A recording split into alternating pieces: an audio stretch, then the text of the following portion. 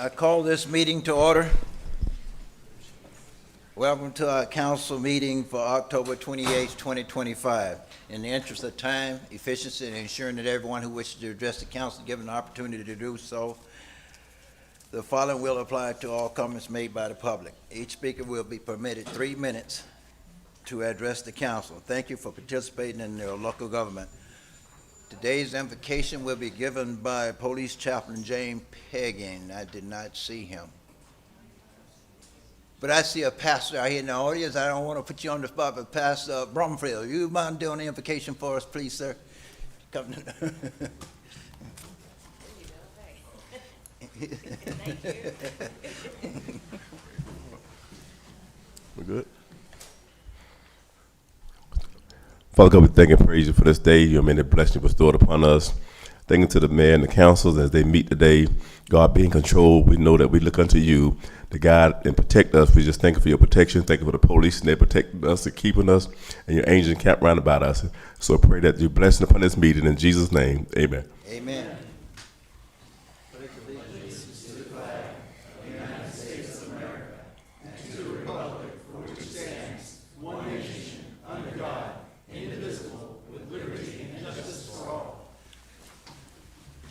Thank you, Pastor. Pastor Bromfield is the pastor of St. Mark's AME Church here in Clermont. So I'm sorry for putting you on the spot there, sir. But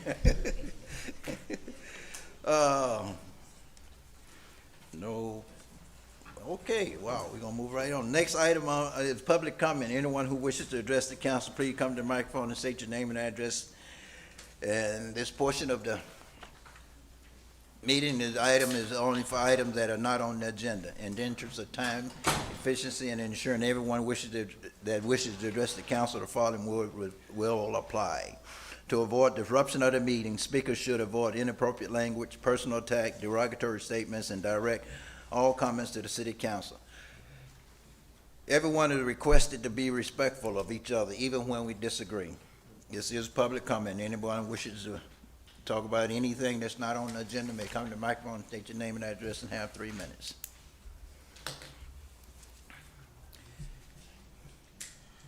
Joe Famasi, 2693 Jumping Jack Way. I'd just come to thank the Clermont Police Department for their constant vigilance in the Wellness Way area. They've been very responsive and are working towards making the city of Clermont the safest city in Florida. Also, I'd like to thank the fire department and their continuance of trying to pursue an ambulance service, and I'd like to bring to the public's notice that they need your support. Please email the county commissioners and allowing this department to operate its license and to bring ambulance service back to the city of Clermont, cut down those response times. As I spoke to the county this morning, we had 2 incidents out in Wellness Way. Response time by the ambulance was 18 minutes. I feel that that's a little unacceptable. And I'm hoping, like I conveyed to the fire department and the county today, that we can get that down and work towards a solution. So please, I'm encouraging the public to email those county commissioners and let them know that we can trust the city to run our service. And the question came up, they said you can hold the county accountable, but that's not exactly true because they have districts and we have to vote. This is where I get to hold everyone accountable. And they should let us have our way of controlling our own emergency services and not denying us. Thank you. Thank you. Anyone else?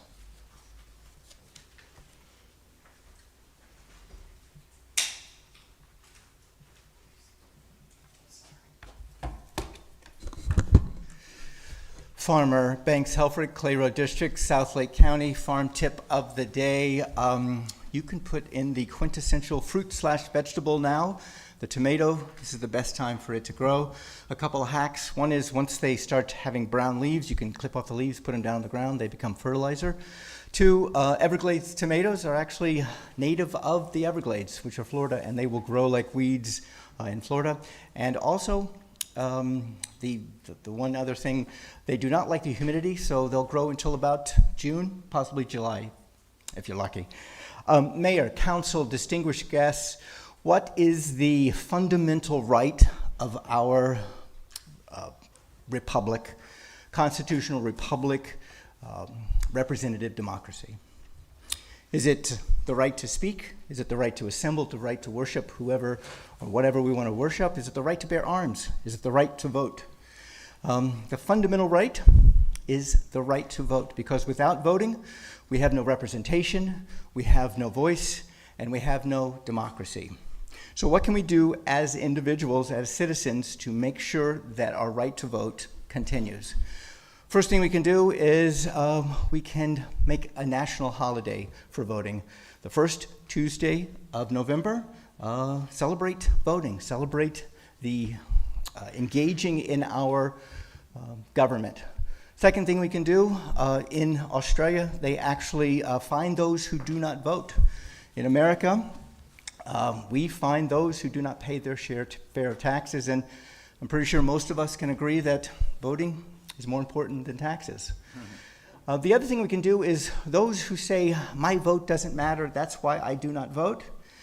Well, of course, if they do not vote, their vote definitely does not matter. So encourage our citizens, encourage our fellow neighbors to vote. Because we choose our representation does not choose us. Next month, we have an election here in the city. By all means, all citizens, all fellow citizens, please engage and participate and own your own democracy. I am Farmer Banks Helfrich. May you all be blessed. Thank you for allowing me to speak. Thank you, sir. Anyone else? This is public comment. Anyone in the public wish to address anything that's not on the agenda may come to the microphone, state your name and address, and have 3 minutes. Anyone else? Seeing no one else, I'm gonna close public comment. But before I move over, I'm gonna give a community service announcement. On the 10th, and since I see so many veterans in the audience, on the 10th of November at 8:30 at Cypress Ridge Elementary, they're gonna be doing a special program for veterans. They're gonna serve a breakfast starting at 8:30, and then about 9 o'clock they'll be doing a little program to honor the veterans out there. So any veterans, it's my understanding, not many veterans know about it, have signed up or showed any interest. So I know I said I would be there and everything. I do a lot with Cypress Ridge, and so I'm trying to help them get the word out. So any of you veterans that want to attend, please. I think our city clerk has a phone number that you can RSVP with that as well. Okay, so November 10th, 8:30 breakfast, and then a program at 9 o'clock for veterans and anyone else that want to attend, please. Thank you. That being said, Mr.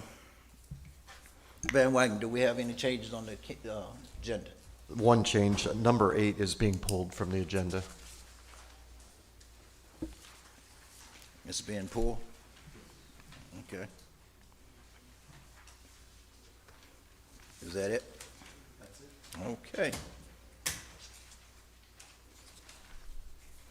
All right, the next portion of the meeting is for the consent agenda, which contains items that have been determined to be routine and non-controversial. If anyone in the audience wishes to address a particular item on the consent agenda, now is the opportunity for you to do so. Additionally, if staff or members of the city council wish to address any consent item, they have the same opportunity. The consent item for consideration tonight is items 1 through 7 and item number 9, now that item number 8 been removed. Anyone wish to have any item report? Any items? Well, I want to pull item number 6. Okay. Any other? Hearing no other, I'll entertain a motion for items 1 through 5, items 7 and 9. Motion to approve consent agenda items 1 through 9 with the pulling of 6 and 8. Second. Okay, you have a motion and a second for approval of consent agenda items 1 through 5 and 7, 9. Any further discussion? Hearing none, all in favor, let it be known by saying aye. Aye. All opposed? Chair vote aye as well. Motion carries 5-0. Item number 6, piggyback purchase approval and budget reallocation. Yes, sir, Chief. Good afternoon, Mayor and Council. David Ezell, Fire Chief. The item here is for a truck to be placed in the Wellness Way Station later this year, at about 3.5 to 4 years. This is one of the stock units that this manufacturer makes annually, and it meets about 95% of all the design criteria that we had with our last truck that we purchased. And we feel with the time frame of this truck being finished in January, it matches well with the onboarding of new staff. We're currently recruiting for the personnel to staff that station with a target date to hire them in January 12th. So they'll be going through orientation at about the same time we'd be ordering the equipment for this truck. And by the time they're coming out and they're ready to go on the road, we'll have the vehicle ready for them. And it'll avoid us having to dilute our deployment model by moving an existing unit down to the Wellness Way area. Okay, thank you. This is a public forum. Anyone in the public wish to address this item may come to the microphone and state your name and address and have 3 minutes. Anyone wish to address this item?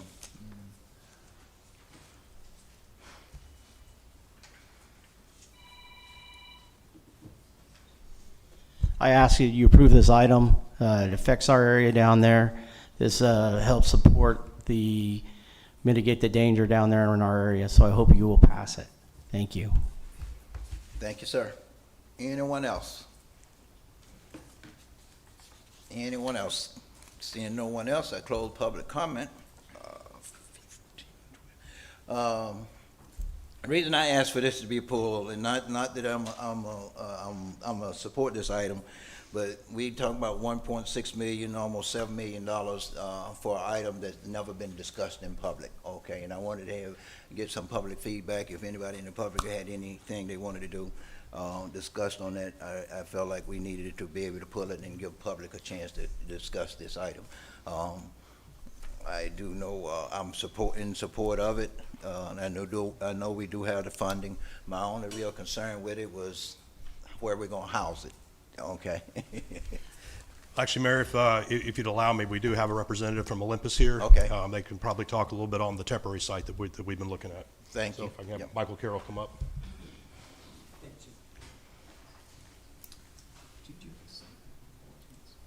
I didn't bring one. Good afternoon. Mike Carroll with Olympus. Yeah, we've donated a fire station location for the city. It's along the eastern border of our property in Wellness Way, very close to the intersection of Wellness Way and Schofield. And in the meantime, we are working with the chief to come up with a temporary fire station location. So we're actively doing that now. We have a site picked out, which would be along Wellness Way, where the sports campus will eventually be Wellness Way and Epic Boulevard. So we're happy to help, and we'll continue to do that with Chief. Okay. Motion to approve item number 6, piggyback purchase approval of budget reallocation for Fire Station 5. Second. Okay, I have a motion and second for approval of item number 6. No problem. Mr. Van Wagner, were you going to say something, sir? Just to give the council and our citizens just an idea, working with the Carrolls, they've been above and beyond to try to help us figure this out.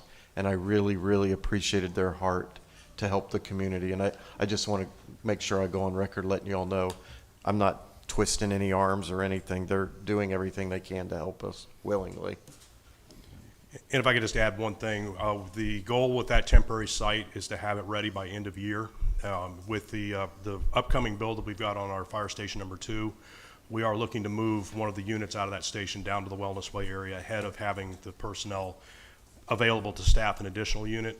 That will dilute us for a short period of time, but we feel the necessity is to have a presence down there so we can shorten the response times if we, for any calls that we do have while we're getting the station up and operating.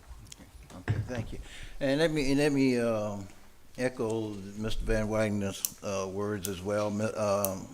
Mike Carroll and your father. We appreciate everything you've done so far down there. I know you've already donated a piece of land for the permanent station location, and to go ahead and try to find another piece of property and give another piece of property without any cost to us for the temporary location of this engine while we build other stations. We appreciate all your contributions and everything to the city, and thanks for being a partner with the city. Thank you. Thank you. Well, and if I may, and I do want to make sure we're running the clock today so we can stay on task, is I know a lot of the conversations, and so for the public who's concerned, we've been leveraging the consent agenda the last several meetings. I've been very pleased with how we're seeing the meetings be efficient, so I think that's great. I was a little surprised to hear you say you felt like people wouldn't know, and I was reflecting that a lot of our conversations as of late have been about EMS transport. And I just want to remind anyone who maybe is new to coming to council meetings or new to following us that that conversation started as well about having a 6-minute response time for every citizen in Clermont. And currently, the folks down in Wellness Way have a 15-minute response time, and that's for first response to an advanced life support system that we have in place. So for me, seeing this was a no-brainer because we have the funds, we've designated funds to figure out how to apply them this year in our reserves account. So this is not additional millage, this is not additional taxes, this is something that we have already set aside, and it is something that, you know, I would have said we've been talking about for 10 months, but in fairness to the mayor, a lot of the conversation's been about that EMS transport, but all of that relates to how do we provide a 6-minute response time to every citizen in Clermont. So I'm for it as well. I just wanted to put that in there for anyone watching back home or sitting in the audience. And Ms. Strange, you're right, we have been talking about EMS, transport and everything for months and everything, but the particular item here, we talking about buying apparatus down there, which hasn't really specifically been discussed. I think most of the discussion has been about when we're gonna buy it and everything, but and I thank the chief for being diligently enough to go out there and find this piece of equipment that we can purchase at on a short notice and everything, because most of the time when we order engine or apparatus for, I know the last one, it took us like 38 months. Right. And if we were to go right back and try to order this same piece of equipment like I do our normal procedures, process and everything, we're talking about 4 years. And of course, we want to be up and going within 4 years, so thank you. I do have a motion and a second for approval of item number 6. Any further discussion? Hearing none, all in favor, let it be known by saying aye. Aye. All opposed, and the chair vote aye as well. Motion passes 5-0. All right, chief. Next item number 10 is regarding meet us in the middle. Yes, sir. Who's handling that? Jeff, would you come on up?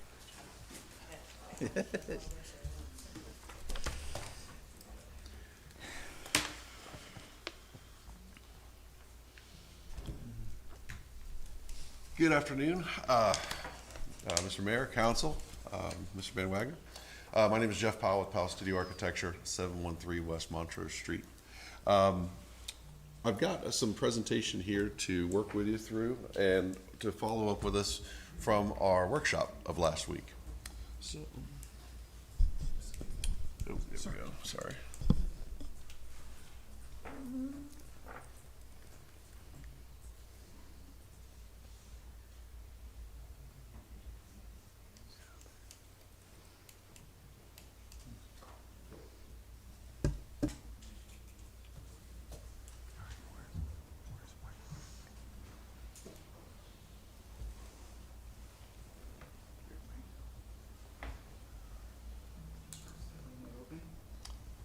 I don't see it on there.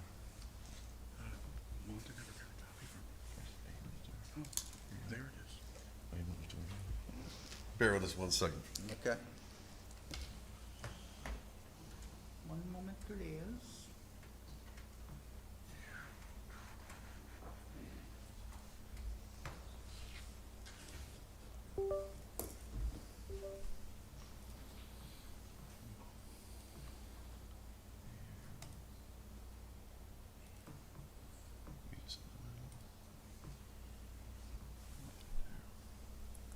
folder? That's it. That's fine. Yes, sir. Make a copy for the clerk anyway, so I'll copy it local, so it'll run fast for you.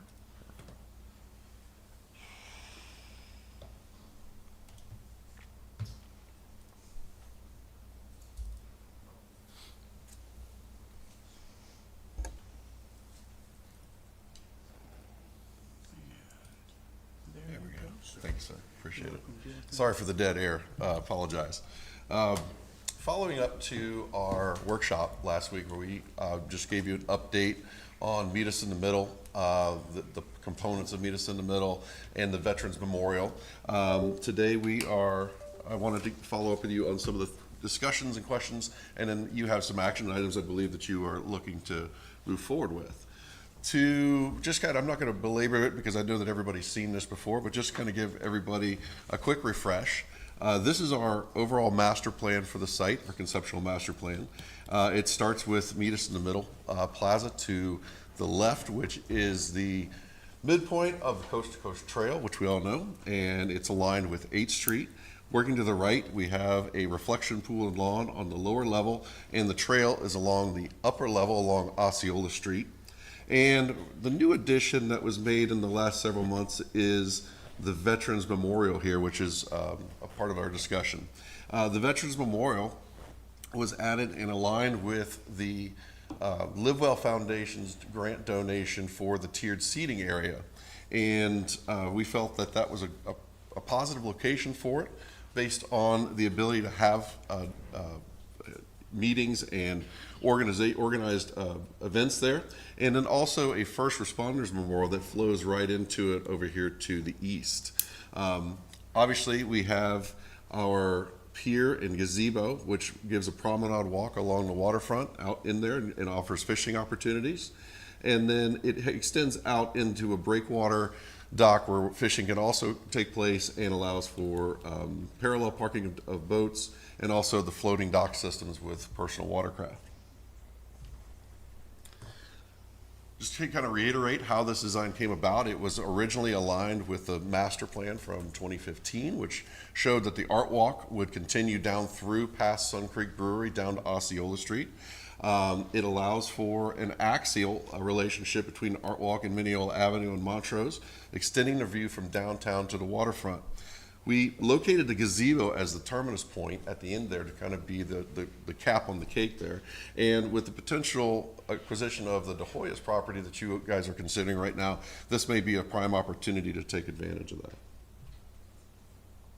This is our aerial rendering. You've seen this before, but this kind of gives you an idea and a better look at how the Veterans Memorial and the First Responders Memorial can integrate into the tiered seating area. We have accessible route from the top level, which is this area of paving right here at the top level of the amphitheater, and access from the trail.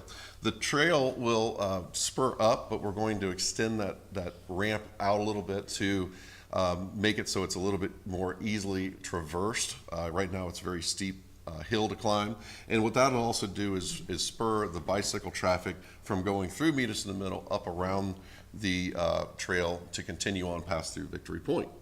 Over here in the middle we have our reflection pool and yard, our lawn there for gathering and picnics, whatever you like. It helps us transition the area and flatten out the hill a little bit to allow for more yard space, and flows right in and around to our restroom building, which will be on the next slide here, which is integrated in the hill to keep your view from Osceola Street from being obstructed, and it integrates over here to Meet Us in the Middle. We have accessible routes all the way through the park from the upper tier to the lower tier. Now, the thing we spoke about last time was on our project, we talked about budget and setting up the preliminary cost estimate. Based on some detailed work from our design team and the civil engineering team, we came to an estimate, including a 10% contingency of just under $12.5 million for the entire project, should you decide to do everything all at once. The docks themselves are just under $4 million of that number, and the grading, the hardscape, the paving, landscaping, and restroom buildings and gazebos make up the rest of it. During the meeting for the workshop, there was a lot of discussion and we had some takeaways. we heard you on it, and we wanted to show you some alternate ideas and kind of go over what those were. Obviously, construction costs were a primary concern and something that was discussed during the workshop. The middle space and the green space, there was some discussion about what that would be. Is it necessary? Should we do that? And then there was also discussion of how to phase the docks versus the land portion. Whether or not, with the donation or the grant from Live Well and other funding, how could we do that in a way that would make sense without becoming a Mr. Potato Head, where we have a potato and we pull the eyes off and the ears off, and then we're left with something a little bit awkward.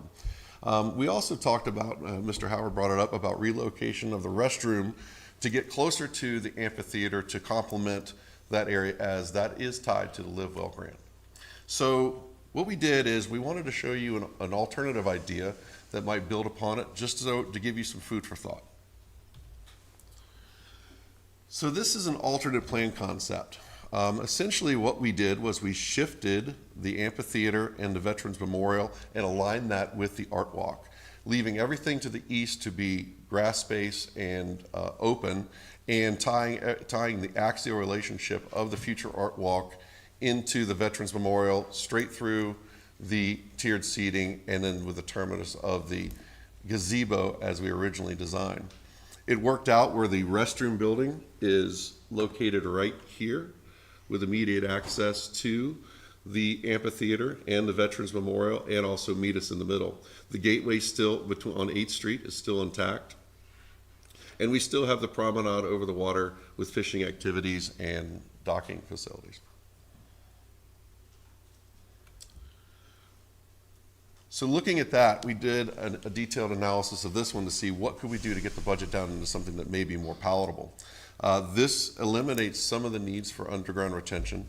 It opens up some of the green space and allows you to kind of consolidate the park into a more, a little more condensed area to be able to future develop the area to the east. We did put in a 15% contingency in this, and when it came down to it, with the contingency, we're looking at just around $9 million, which may be a little bit more palatable for the original budget.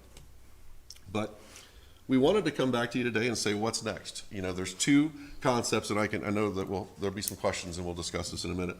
But what we're looking for today is we're looking for approval of the design and council direction on budget and design direction. Whether it be the original design, the full design, or the condensed version, the alternate plan concept. Final design and engineering would then take place, and we anticipate that between June and July of next year. At the same time, permitting through the agencies of jurisdiction. Army Corps being the longest lead item, we would probably estimate that we have approvals for that around January 2027. But in October 26, we would estimate the city would put this out for procurement to start awarding and get final pricing from contractors and be ready to go to contract. Final council approval, we would estimate, would be in December of 2026, and then the project could potentially start in early 2027. So with that, I'm happy to answer any questions. I know there's probably some new things here that you haven't seen before, some new ideas. So happy to discuss that and see where we can go from here. Before I open up to the public, just a couple of questions. With the new design, have Live Well seen the new design? They have not. Between last Wednesday and today, we have not been able to present it to anybody else. So. Okay. But it does fall in line with what we had originally planned. It has the restroom with accessible access to the tiered seating area, and also the Veterans Memorial still tied in the same way. We did eliminate one of the tiers just because the grade there is not as steep as it is on the east side. But as we get into some of that, we'll really kind of hammer that out. We haven't been able to, in a week, to be able to really firm that design up. But we do feel confident that this concept is viable. And with the new design, all the green space to the east, I guess. Now they open up a lot more green space when you shifted that in. Yes. Yes, sir. It opens that up. It would have some natural grade. We might manipulate that a little bit to maximize it. We would use that area for natural retention. It would be a dry retention area, so it could be used for families to picnic or play on as well. Well, that was going to be my next question. If you move the restroom and retention, so that's where retention is going now? Yes, sir. Okay. All right. Thank you. If we're asking questions for the public, has anyone from the American Bicycle Association waited on this yet? No. All righty.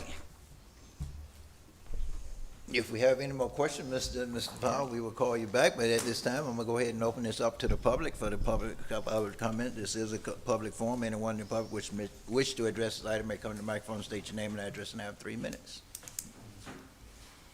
Hello, Valerie Shuitt, 931 West Montrose Street. I just jotted down some stuff. It's a little disorganized, but first of all, I love this project. I'm totally for Meet Us in the Middle. I think that's one of those things that Clermont has that is world class that no other town in Florida has. We are the middle of the Florida coast to coast bike trail. I know I've mentioned before, I think we've lost that plot a little bit sometimes with this park. But I love the design. I think it's beautiful. I do think it's really important that the American Bicycle Association weighs in on this. They're helping us, for those that don't know in the public, with our citywide parks and rec planning and visioning. So I would love to have them have a chance to weigh in on it, whether that's future phases and you approve this one. I know that there's been a lot of inputs and changes, so I have alternate ideas, but I'm not even going to bring those to the table. I'm just going to ask questions because I think we're beyond alternate ideas and we probably just need to make some decisions. My questions. It's still not clear to me if we approach this incrementally, we're still having to put forth the full plans for approval to different entities. So then are we locked into the plan as it is? What if we want to make changes? What if this becomes too much? There's so much entangled in this. So if we approve this kind of first phase, what does the process look like when we want to make changes down the road? How can we do that? Can we adjust with ABA ethos and change some things? Will that be possible? That's a question.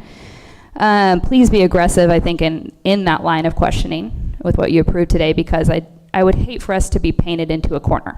There's a lot of pressures and a lot of input around this project, and I certainly want to see it happen. I would be one of those pressures, but I also don't want to be painted into a corner. Can they still weigh in? Can we still make changes?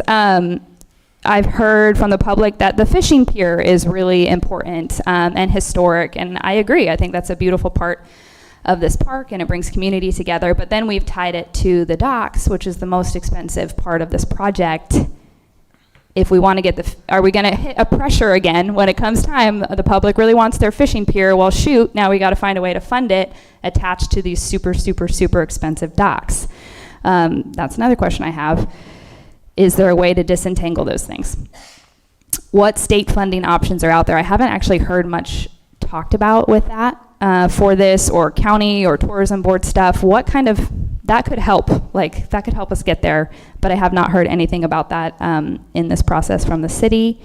And who's in charge of hunting down that funding and those options and grants and all that kind of stuff? Is somebody, I'm sure somebody is, but I would love an update on how we're tracking all that down.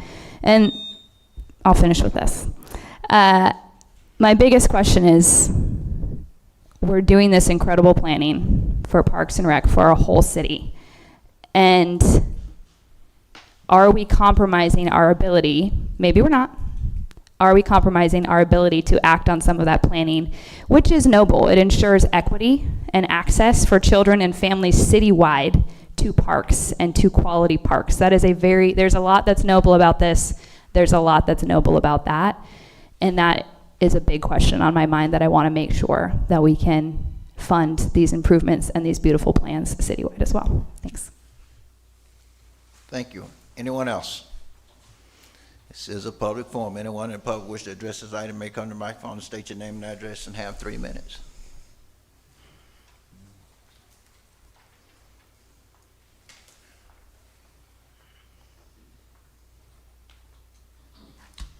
Good afternoon, Mayor, City Council. My name is Robert Mock. I live at 270 Division Street in Clermont, Florida.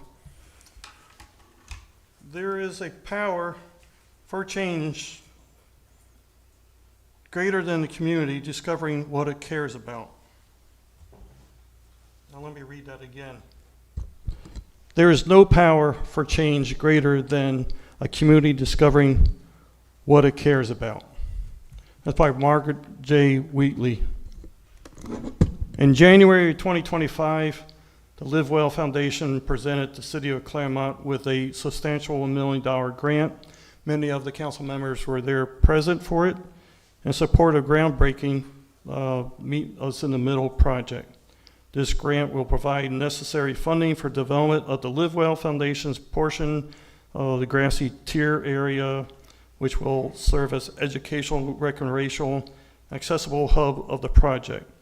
This innovative space is meticulously designed to foster community engagement, accessibility, and overall being, aligning seamlessly with the Foundation's mission to advance health and wellness within our region.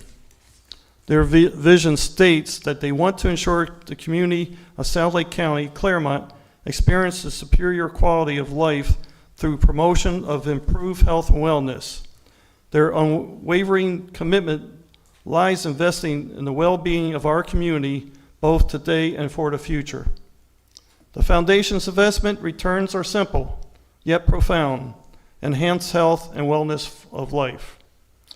When I learned and read about the Live Well Foundation grant for the groundbreaking of Meet Us in the Middle, I knew it was a chance to present my vision for a Veterans and First Responders Memorial. I believe it would seamlessly blend well into the Live Well Foundation's vision. So this past April, I presented my idea to merge and blend the Veterans First Responders Memorial in with the Meet Us in the Middle project. Veterans memorials transcend more than commemoration of vigil sacrifices. They serve as pivotal anchors for community cohesion and collective remembrance. These sacred spaces possess profound emotional and social significance, nurturing a shared sense of gratitude and healing. At their essence, memorials offer a communal sanctuary for honoring the service and sacrifice of veterans and first responders. These spaces enable communities to collectively pay tribute and express their profound appreciation. They serve as reflective conduits, deepening communities' comprehension of sacrifices necessitated to safeguard our freedom and safety. The Meet Us in the Middle project with the Veterans First Responders Memorial holds profound significance in honoring our veterans and first responders, preserving the cherished memories of our departed loved ones. It serves as a poignant and powerful tribute to the unwavering sacrifices made by our veterans and first responders. It provides a space for reflection and remembrance, encourages community engagement and appreciation. Furthermore, seeks to educate the public about Clermont's rich history and profound impact of veterans and first responders in our community. When expressing gratitude to a veteran, police officer, or firefighter for their service, stop and listen to them. Listen to their responses. Thank you. It was an honor, a privilege, and we are here to serve and protect.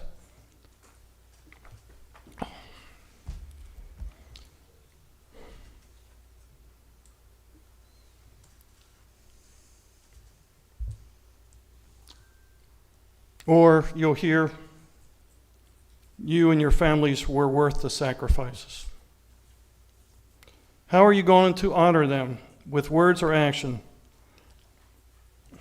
Honor them through Meet Us in the Middle project, along with the Pier Promenade over the water and the Veterans First Responders Memorial.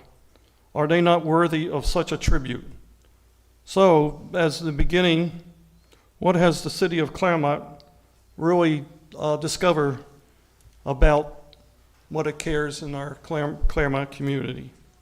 I respectfully request City Council members to vote in favor of approving and moving forward with the design of Meet Us in the Middle project, the Veterans Memorial Responders, and the Promenade Pier over the water.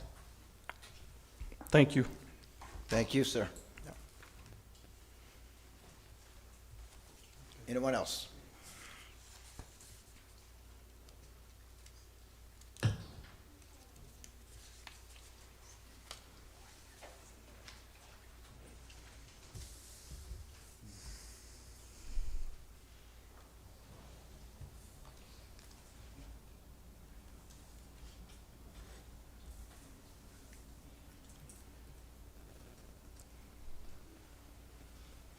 Good afternoon. Afternoon. Mayor Tim Murray, council members. City Manager Rick Van Wagner. I'm a 33-year combat veteran. City Attorney, sorry. City Clerk, can I keep going? I'm losing time. My father was wounded in World War II. My uncle was wounded in World War II, Korea, and Vietnam. For over 250 years, even before the end of the Revolutionary War in 1776, men and women, the soldiers, sailors, airmen, Marines, airmen, and Space Forces have fought, bled, and died for the freedom of this country. That's undisputed. What would we do without freedom that we enjoy every day without sacrifice? Currently, there are about 4.2 million Americans, firefighters, police officers, and military who serve the country. About 1.2% that are willing to run to the fire. I ran into a burning building in combat, under fire, and pulled people out. I was willing to bleed and die for all these Americans' freedoms. And I lost friends in Iraq, in Afghanistan, and I buried family from Iraq in 2004. It is struggling for me to understand, and I watched a man die here last year in October who fought Agent Orange for decades, was never awarded his fair benefits with the VA, and he actually starved to death from the Agent Orange and weighed 92 pounds when Marvin died. In our community, a resident of Clermont. We learned a lot at last week's working group, and I listened way more than I spoke. I listened to Mr. Howard, Ms. Strange. They made great points. I believe without any doubt that the project is worth the cost of the blood and treasure sacrificed for our freedom. But I agree, and I listened to Mr. Howard, Ms. Strange, and Mr. Peterson talked about the expense. I believe that the sacrifices, though, of the veterans, of the police, fire department, are well worth for their health and their bodies, that they're willing to bleed and die for all of us, is worth it.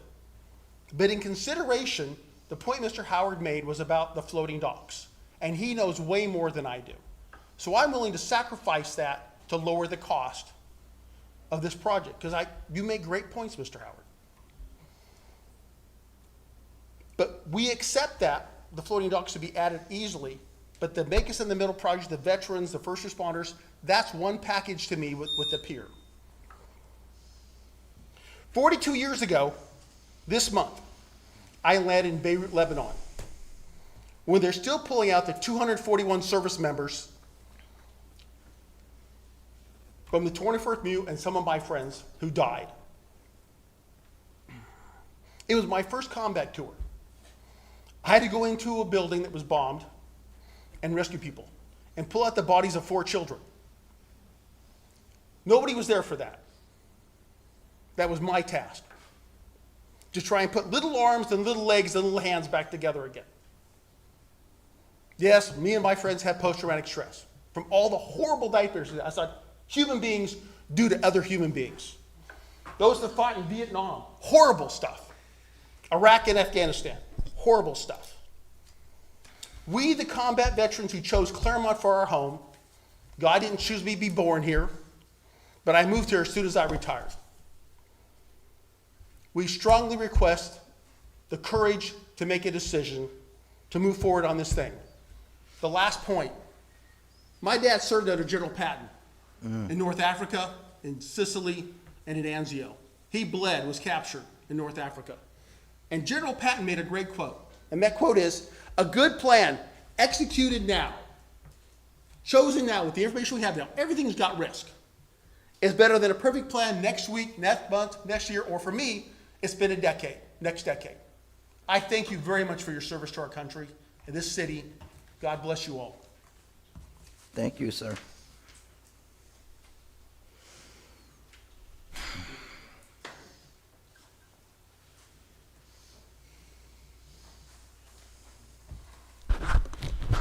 Good afternoon, Afternoon, sir. Mr. Mayor, City Council members, city managers. My name is Colin A. Cotterell. The A stands for always standing for my veteran. I live at 2638 Eagle Lake Drive in this beautiful city of Clermont, a city of choice. And I chose to live in this beautiful city. I retired in 2006 after 30 years and change serving this great country of ours. I have been in many wars.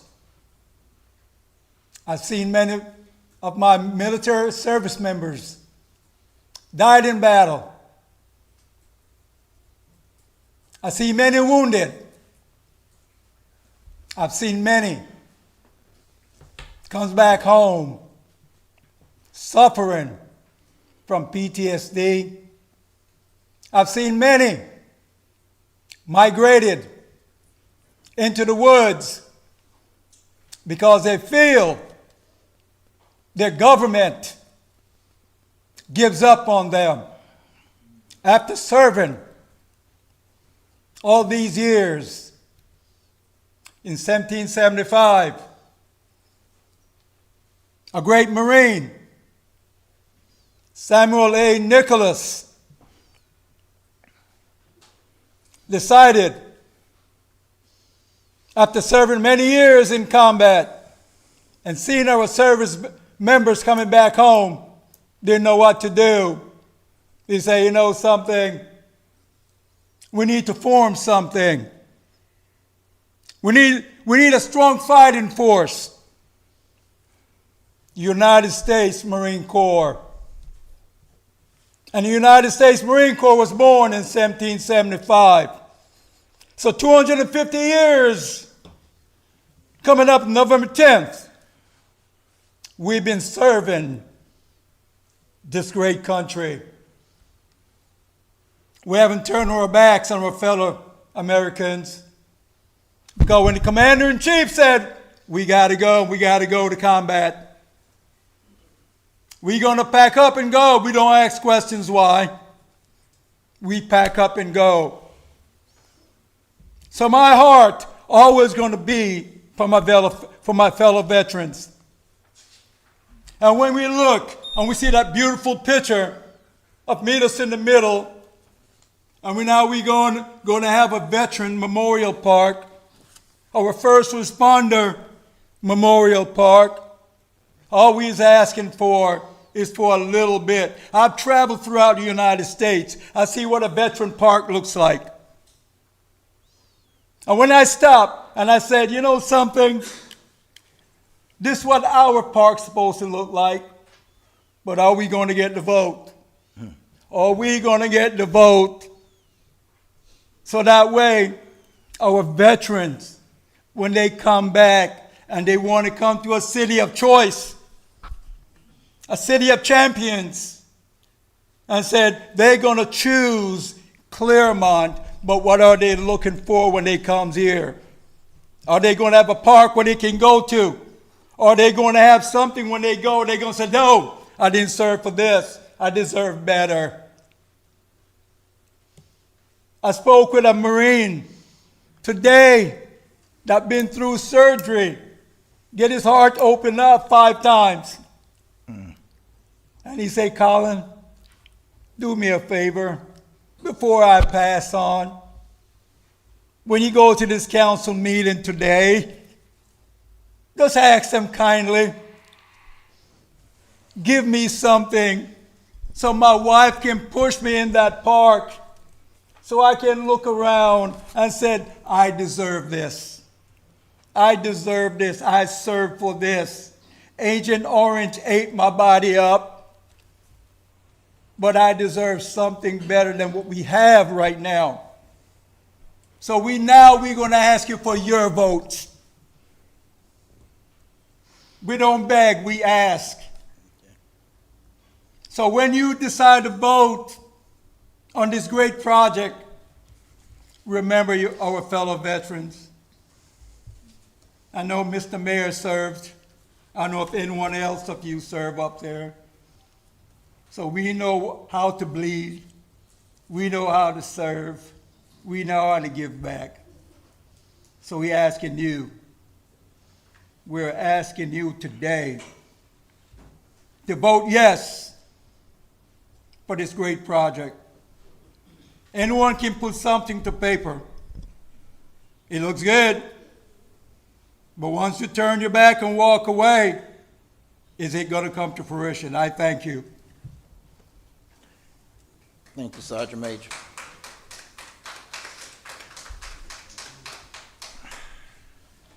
This is a public forum. Anyone else wish to speak may come to the microphone and state your name and address. Anyone else? Anyone else? Seeing no one else, I'm gonna close public comment. I have a motion You- to make. Hold on just a second, please, ma'am. Sergeant Major, you're correct. I did serve 20, almost 23 years myself, a combat veteran myself. Have a brother that served 20 years in the Air Force, another one that served 20 years in the Coast Guard as well. So I understand the plight of the veterans, and my heart go out to the young man you just spoke about, because he was a Vietnam veteran.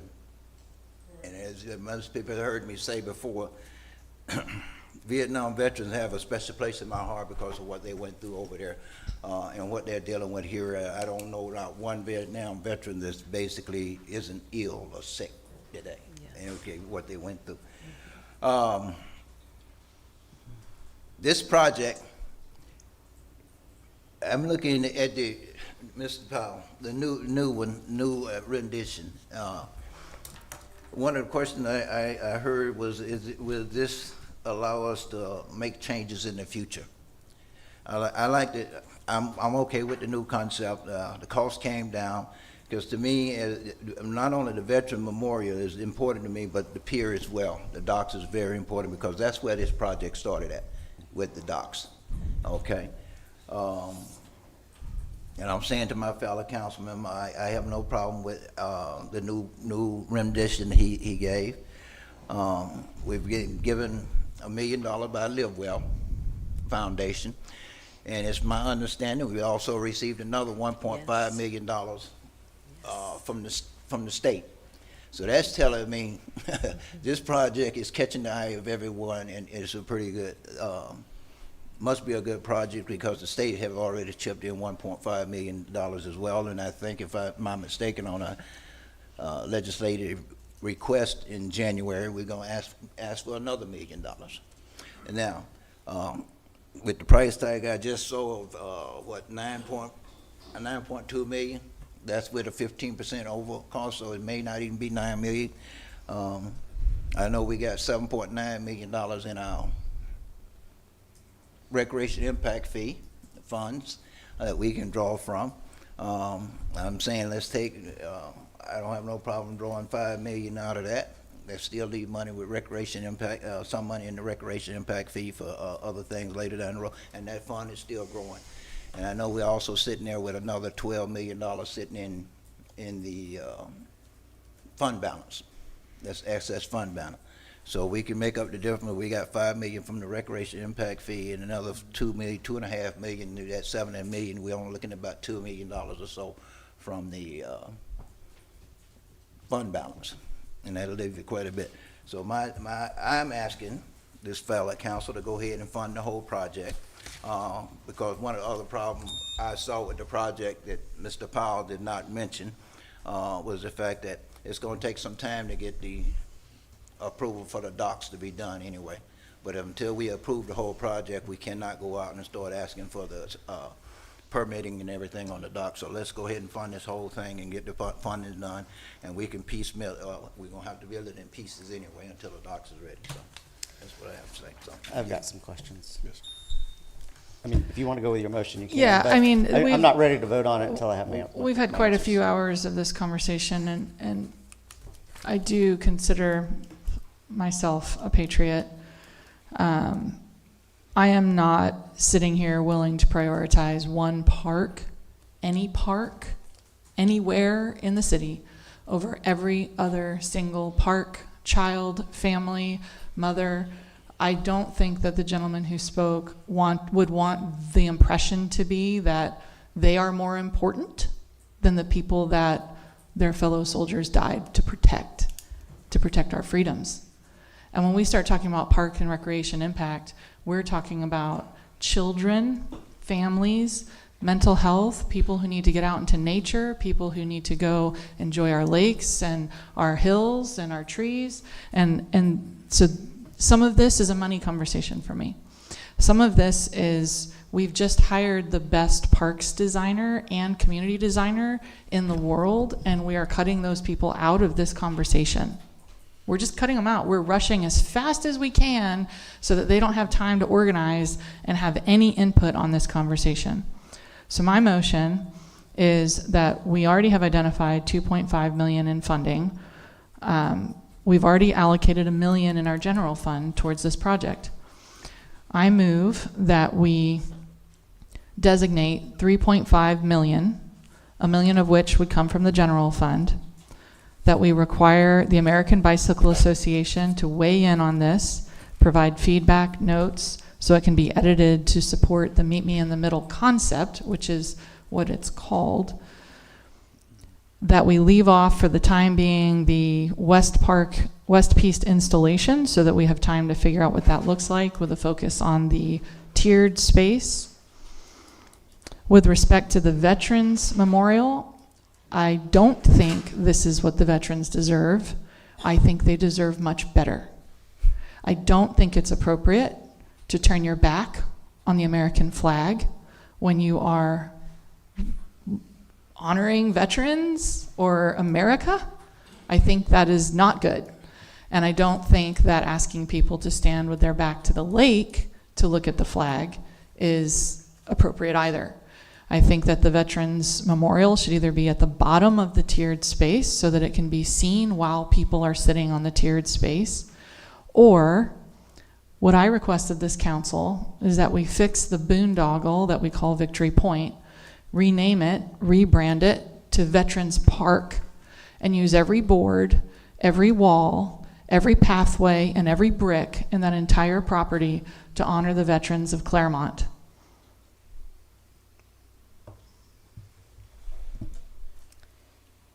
So there was a lot to that motion. So I still have questions for it. All right.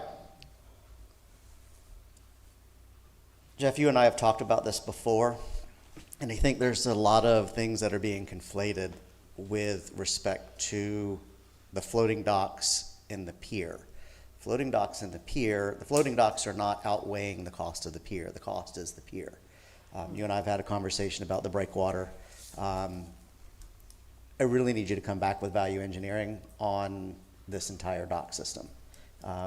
And for folks to understand, we're talking about piers, floating docks. It's still a structure, still a single structure. Mm-hmm. And we can do value engineering, and we can come back with a sharper pencil and do better. I get that we want to protect those boats, but at the end of the day, those are day slips. It's not full-time slips, and people need to be responsible for their own. And I don't know that we need to spend, and I don't know what it's going to cost, but let's just assume it's $1 million in addition. I'm not sure that's $1 million that's wisely spent. Personal opinion. So I need that before I'm going to approve anything on that pier. And you and I have talked about that before. So people here haven't heard all of this discussions that have gone on with what I need to get. I think the pier should be there. I fished on the pier, as a child, so it's not that I'm against the pier. I'm in the marine industry, not against boats being there, so we're good there. I have no real issue with this new design. I do like that open space to the side so that we can work with the ABA and see how we can integrate that with bikes or art or whatever the case may be, which has been my piece. Do you have, long story short, do you have what it would cost for us to move forward with the veterans and the tiered seating. And obviously, we'd have to put in whatever infrastructure, but do we have an idea on that cost? So if you, with the veterans and the tiered seating, and I have to kind of bulk the meet us in the middle portion to that together.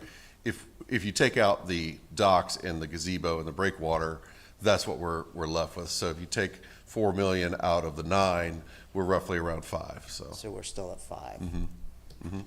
And you know, with respect, what was the conversations we've had and the design changes, you know, anything could be adjusted down. What is it we cut out?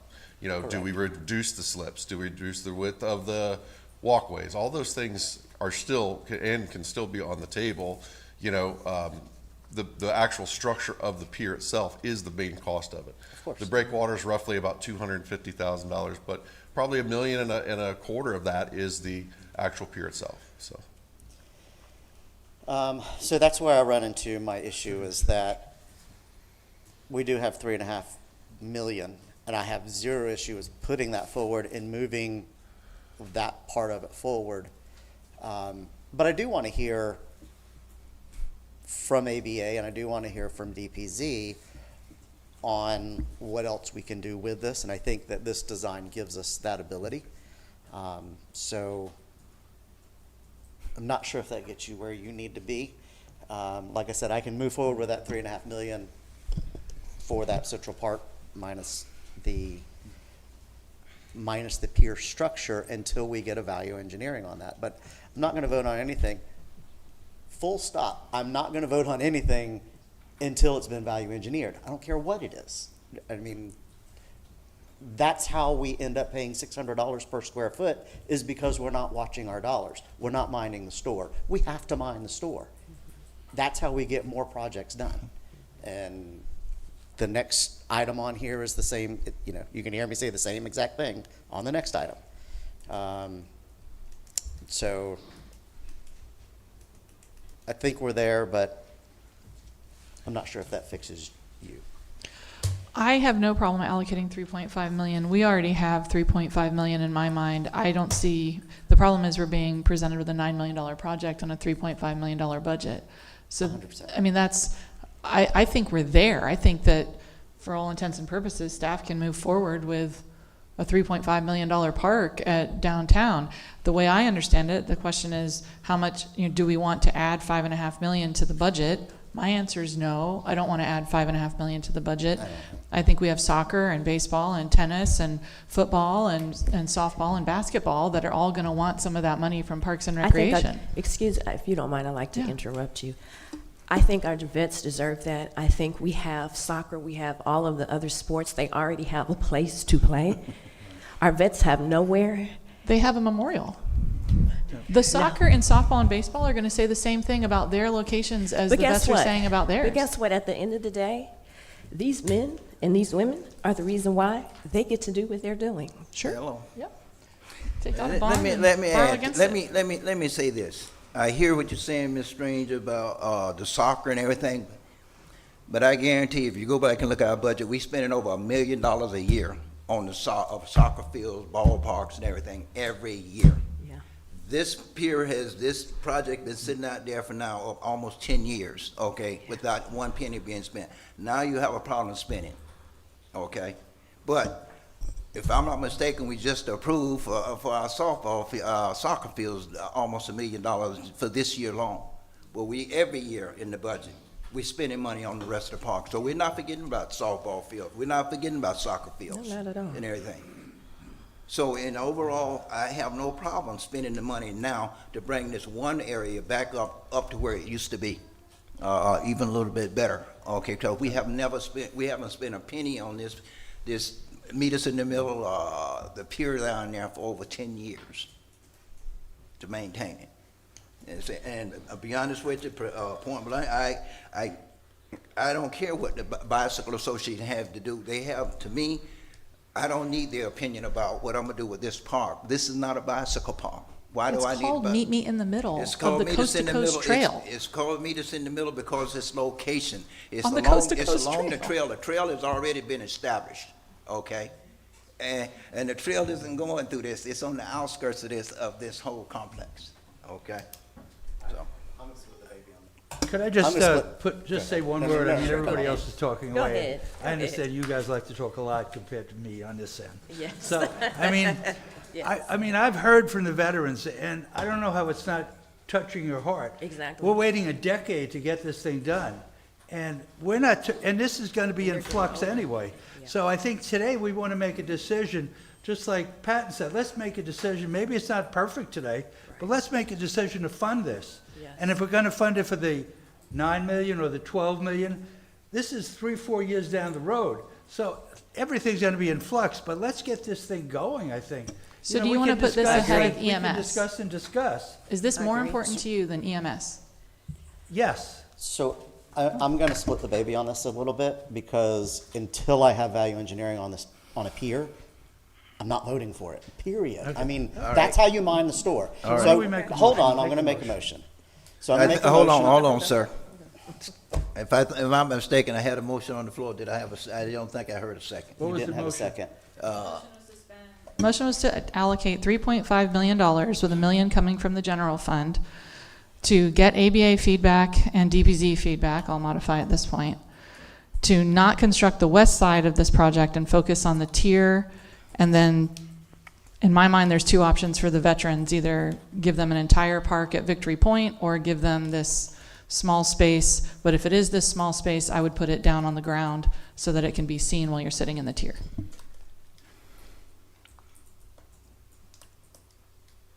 No second, eh? Again, all right, motion failed for lack of a second. So I'm going to make a motion to use that 2.5 million plus another $1.5 million out of rec impact fees, which is going to bring the total to $4 million to move the alternate plan for Meet Us in the Middle forward. And the additional money will have to do a budget amendment when we get closer on a final design, because we haven't seen a final design and all of that. I second that. You saying move the whole project forward? Yes. Okay. Have a motion, Move it all forward. Yeah, we're moving it forward, right? Yes, yes. Who do you want to do the final design? I'm sorry? You said you want to see a design at $4 We'll million? work through him and DPZ and we will have them speak back to us, but it's not gonna be a final until we're there, and how long is it gonna take you to even get that to us, so. I mean, the docks are already underway and designed with civil engineering right now. So probably by first of the year, we'll have that ready. Right, so Now, we have time. And if I can add, if you establish it, if the budget for the docks is not where you want it to be, what is it? Where do we need, what is our target? If you can identify the target, we can work to hit that target as we go forward. We need you to come back and just sharpen that pencil and let us know. Well, I'm hearing you say $4 So million. I'm not voting on docks period today, I'm not there. I am 100% for docks and a pier. But until I've had some value engineering, look, we just cut the cost down by $3 million by having a conversation. Right. I'm just not gonna do that. I'm being responsible, but I'm also being cognizant of our residents. So you have to have the right hand and the left hand working in concert with each other, and I'm good with that. So are you saying 1.5 million from recreation or Impact general fees. fund, because we do have both, and then whatever staff can get in the way of grants? I mean, we already have That's 2.5 part of the reason so that puts us at 4 million for the tiered space. for moving everything on land forward. Nothing in the water. For the land park. For the 4 land million park. for the land park. Yep. So your motion is not to do the whole project, it's only to do It's to do the entire land portion. to do the land portion. Until I get the dock stuff, so, until we get some value engineering on the dock stuff, I'm not supporting that. That's a huge amount of money. That's $4 million for a pier. $4 million for a pier, but we're willing to spend almost $2 million for somebody to come in here and tell us how to design, tell us what we can do with our property, which. Mayor, we can rebuild the other Well, pier for $1 million. well- Now stop it. Well, You have a motion and a second. I have a motion and a second to move, it's just the land portion along. Just the land portion, not the pier, That's right? 3.5, No, it's 4 million. 4 million. So what we, what are we It's the allocating? 2.5 that's already dedicated, and then 1.5 from rec impact fees. And just to be clear, this is the land portion of the redesign. Of the alter, The and I was alternate, I'm very sorry, the specific, and I alternate. said that the Okay. alternate meet us in the middle plan. Okay. Can I remove my second then on that? Because that's not what I thought you were doing. I thought it was the whole. This is just a motion, it's not a second. Yeah. Yep. I'll Just second it. motion. Okay, I have a motion and a second to just move forward with the land portion of the, new design. With a budget of 4 million. Budgeting of 4 million? Yeah. And we've already got grants out there looking for that, and we have a grant writer who we just hired, so let's do a little bit of work to make this Well, happen. you're right, a little bit of work, but we also have money in our recreation fund that can fund this right now. Okay. You do not have $9 And million as- to fund this. We need to get a second. We have $7.9 million in the recreation impact fund, okay? I'm not looking to take the whole 7.5 million. You know, we can do some, and you got 12 million sitting there in excess fund balance. So we can easily fund this with the other 2.5 million that's already been allocated, and you're right, we also looking to continue to fund. So, like I said, we can go ahead and fund this whole thing, and as we find other grants and everything, the money just goes back into the other kitties and everything as grants come in. But I do have a motion and a second to fund $4 million, which include 1.5 million that grant from the state and 1 million from Live Well that is also donated, and taking basic 1.5 million out of recreation impact fund. Is there any further discussion? Hearing none, all in favor, let it be known by saying aye. Aye. All opposed? Nay. Nay. And the chair vote nay as well. Motion fails. 3-2. Okay, I'd like to make a motion to go forward with the amended project at the 9.1. With contingency that these things will be changing within the next 2 years, but at least we can get going with it. Let me help you out with this. Once you vote on this, that's how it's gonna go forward. Government has never cuts back. I mean, it just That's doesn't not happen. true. Second. Okay, we have a motion and a second to move forward with new rendition at $9,171,000,000. Of course, we all already have some funding. Is there any further discussion? Yeah, Bill, I just want to make sure it's very clear to you that if we keep our EMS as we have planned, we will be raising the millage in 4 years by spending all of the funds that are in our general fund reserve. And if we pull all of this from Parks and Recreation, there's no money left for any other park in the city. So we've hired the American Bicycle Association to give us a plan. Right now, we have the tools to be able to execute whatever vision they give us. But if we choose to put all of our eggs into this basket, we're not pulling it from the CRA, so we're funding it from the general fund, which means we can never get it back from the CRA once we start The CRA building. was gonna be funding some of it. That's not what we're talking about right now, and the CRA only has We're not 1.5 talking about the million. funding now, we're just talking about the that right now. the project. The That also project itself. removes your skate park and everything else. This is just a horrible idea to spend every last dollar we have in Well, funding on this. This is Well, absolutely irresponsible. Well, my We're not spending every last penny of the dollar. And let me remind you. Tim, you can't count then. I mean, you've earned the name Tax and Spend Tim. Come on, man. Well, you might be right, whatever. It is every penny We're that getting we have. things that need to move forward.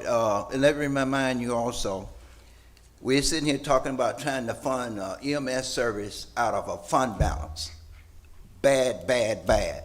You're taking on new debt. That fund balance, once you spend it, it's gone. That's why we If I didn't fund fund it. that EMS out of fund balance today, what am I gonna fund it with next year? That's why we didn't Because fund that fund it. balance isn't gonna be there next year. You can only spend that dollar once. It's always, That's why it's it's never not a good idea to funded. pay for new expenses out of a fund balance. Folks, if I may, I This I is a think one-time that the expense, but I do emotion have a around motion this on the park, floor. the Any- emotion around this park is the veterans, and they have a compelling statement. Look, veterans are important to our nation. That is true. But we don't bankrupt cities to honor people. That's not what you do. You don't bankrupt a city to honor people. You don't bankrupt a city. This would not bankrupt our city. And you have said repeatedly, Allison, that we have $16 million of taxpayer money that we have not earmarked. Yeah. You say that all the time. We can use part of that money if need be. I'm not saying we have to, but you have made that very clear that that bothers you, that there are $16 million that we have taken from taxpayers and we haven't earmarked. Well, I think that our veterans are worth part of that money. It's all of that money. Well, It's 100%. And I have offered to do Victory Point as a memorial to veterans. Well, acres and acres of land that's already built out that we could etch names, that we could tell stories. You're talking about a space that's 30 feet by 15 feet, and we think that is worth spending all of our park and recreation money to honor veterans? It doesn't honor veterans. we do have a motion and a second on the floor to go ahead and move forward with the new rendition. Is there no further discussion? All in favor, let it be known by saying aye. Aye. All opposed? Nay. And the chair vote aye as well. Motion passes 2-3. Mr. Powell, can you please go ahead and look at what we can do with the docks and everything to maybe bring the cost down? I know we talked about it before and everything. Yep, we'll do everything we can. Yes, sir. Thank you. you. All right. Item number 11 for sole source purchase approval and a budget amendment for a rowing dock.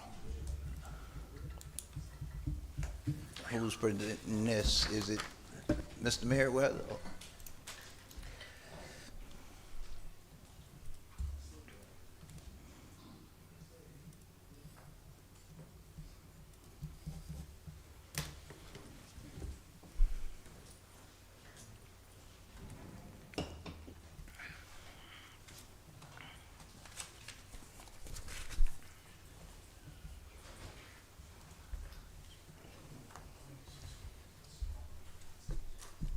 Good evening, James Mayworm, Assistant Director of Public Services.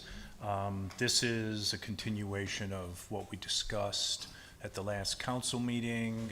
The decision was to table it. There's a few items that have transpired since the last conversation that we looked into. As I stated in the last conversation, we're fully funded by FEMA and insurance for this project. If we make any decisions to change any kind of docking systems, we'd have to take that system back to FEMA and have them evaluated to determine whether or not they'd fund any portion of that work. Chances are they will, but that's still a process that we have to run through, and that could take up to 2 months to be able to go through it.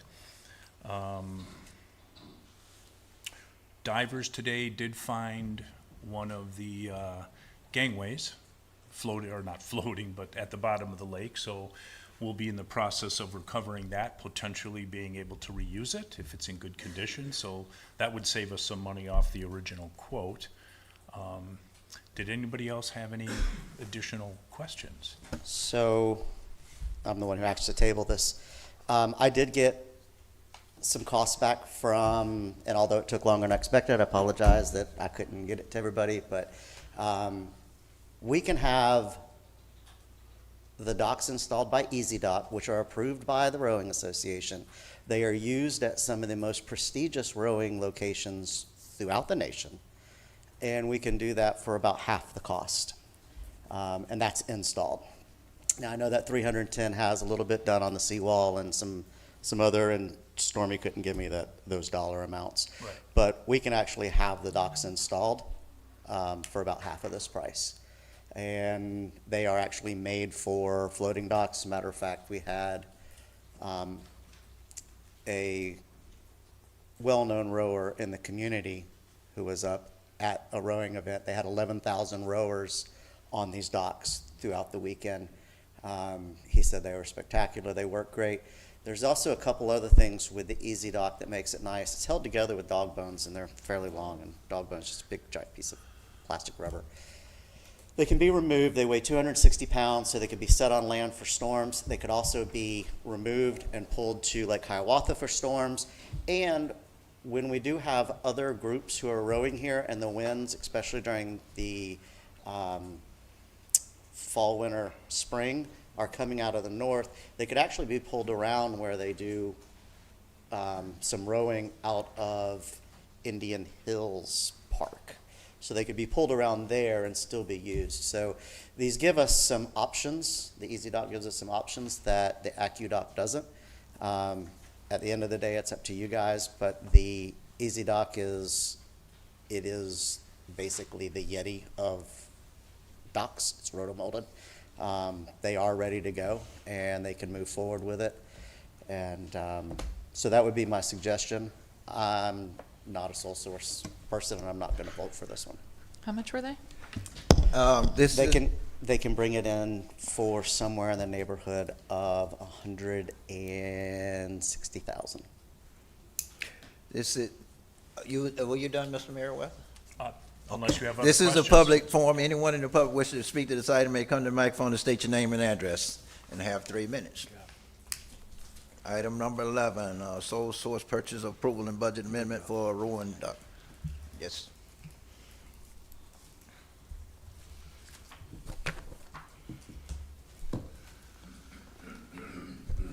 Mark Van Treese, President, Lake County Rowing. First of all, thanks for taking this up. The only requirements that we have is low-profile docks. That's the main thing for us, and I know what these are. It is, just so you know, because you haven't seen it, it's kind of a surprise to you. It's I've seen rotomolded, it's 8 inches, it drops down to 5.5 inches, Yeah, and you I've can seen- adjust that height to specifically what you want. I've seen exactly all the docks that are out there. This last weekend, we were at a regatta over in Tampa, and we had that same dock system that we were using. 2 of the 3 docks had failed and had sinking sections. The problem with docks that have single wall construction is that's the only barrier that protects the floating space. AccuDocks are not built that way. AccuDocks are framed in and protected. The floating component is protected from impact and the weather and all the rest of that. So if you decide to go with anything other than that, my experience, and I'm not the expert rower that you spoke with, who's probably up at the the head of the Charles. Correct. Yep, but my team was up there. These things really don't, they're really good at pulling out, that's for darn sure, but AccuDock can be pulled out as well. And they do that up in the north as well. So it's similar, it's probably a little more work. Doesn't break down into small enough pieces, but it's still the same. The problem is it's the exposure and the fact that these things aren't as durable. And so we only require that. I can tell you that both will work for us. Both will work for us to host events and, you know, visiting teams and all the rest of that. So that's not the issue.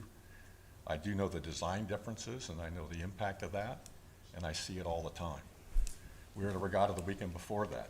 They had that same dock structure sinking. They just don't last. They get impacted by something, anything, and it cracks right through the side, and the sun down here just chews things up. So that's our perspective on it. Okay? Thank you, sir. Anyone else? This is a public forum. Anyone in the public wish to address this item may come to the microphone and state your name and address. Seeing no one else, I'm gonna close public comment, bring it back to council. Excuse me, Jim, at our meeting, you said this was already totally funded. FEMA was covering it, insurance was covering it. So it's really a zero cost to the city. That's correct. We So- have committed funds of $389,000. Right. Our estimate for the docks and installation is $350,000. Okay, so I mean, it's not gonna cost us anything, so, and if No. that's a better docking system, that doesn't cost the city anything, I don't understand why, you know, we're just not accepting it. So I make a motion to approve the sole source purchase approval for the rowing dock. I second. Okay, I have a motion is second for approval of item number 11, sole source purchase approval and budget amendment for a rolling dock. And just to be clear, it's not that one's better than the other. One is more economically feasible. This is the second time AccuDock has failed. Right. So, yeah, next But it's time we already, can pay for it. it's a zero cost. Zero, Right, it's zero but- cost, and AccuDock, we had it. But let's be fiscally responsible. Just because it's not Clermont tax dollars doesn't mean that we just go ahead and waste money. But y'all go ahead and take that vote. Any further discussions? Hearing none, all in favor, let it be known by saying aye. Aye. Aye. All opposed? Nay. And chair vote aye as well. Motion passes 4-1. Item number 12 is for final consideration, ordinance number 2025-031. An ordinance under the Code of Ordinances of the City of Clermont, Lake County, Florida, amending the official zoning map of the City of Clermont, referred to in Chapter 122 of Ordinance Number 289C, Code of Ordinances, rezoning the real properties described here and below, providing for conflict, severability, the administrative correction of scrivener's error, recording, publication, and an effective date. Yes, sir. Good afternoon, Mayor, City Council members, and guests. John Cruz, Development Services. The applicant, Mike Carroll, is requesting City Council approval for an overall master signage plan as part of the existing Olympus PUD ordinance. The original PUD was approved by City Council on May 14th, 2019. The current PUD, Ordinance 2021-027, included a condition, Section 9, Item 1, that required specific approval for the master signage plan once it was developed. A comprehensive master signage plan has been prepared by Creative Sign Designs and has been submitted for council consideration.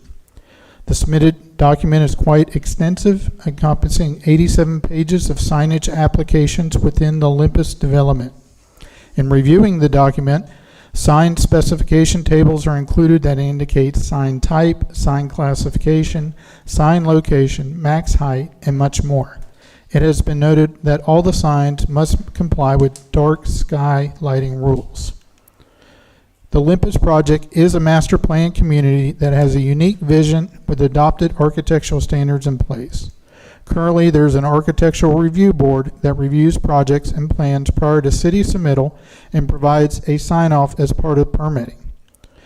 Due to the complexity of the proposed signage package with city council approval, staff would request a sign letter or stamp of approval from the Olympus Architectural Review Board as part of the sign permit process. This would allow staff the ability to cross-reference the sign type within the master signage plan while going through the permitting process. If a sign permit doesn't include the ARB sign-off, then the sign permit would halt until one was provided. Staff does not oppose the master signage plan. If City Council decides to approve, staff would request the ARB sign-off as a tool to ensure compliance with the master signage plan during the permitting process. To document the approved master signage plan, it was determined that a PUD ordinance would have to be amended to include language, the master signage plan was approved by City Council and where to find the recorded document. This change is found under Section 9, Item 1 in Ordinance 2025-031. The Planning and Zoning Commission recommended approval 4-1. This concludes staff's presentation. Thank you, sir. Okay, staff did it. So this is a public forum. Anyone in the public wish to address this item may come to the microphone and state your name and address and have 3 minutes. Yes, yes, sir.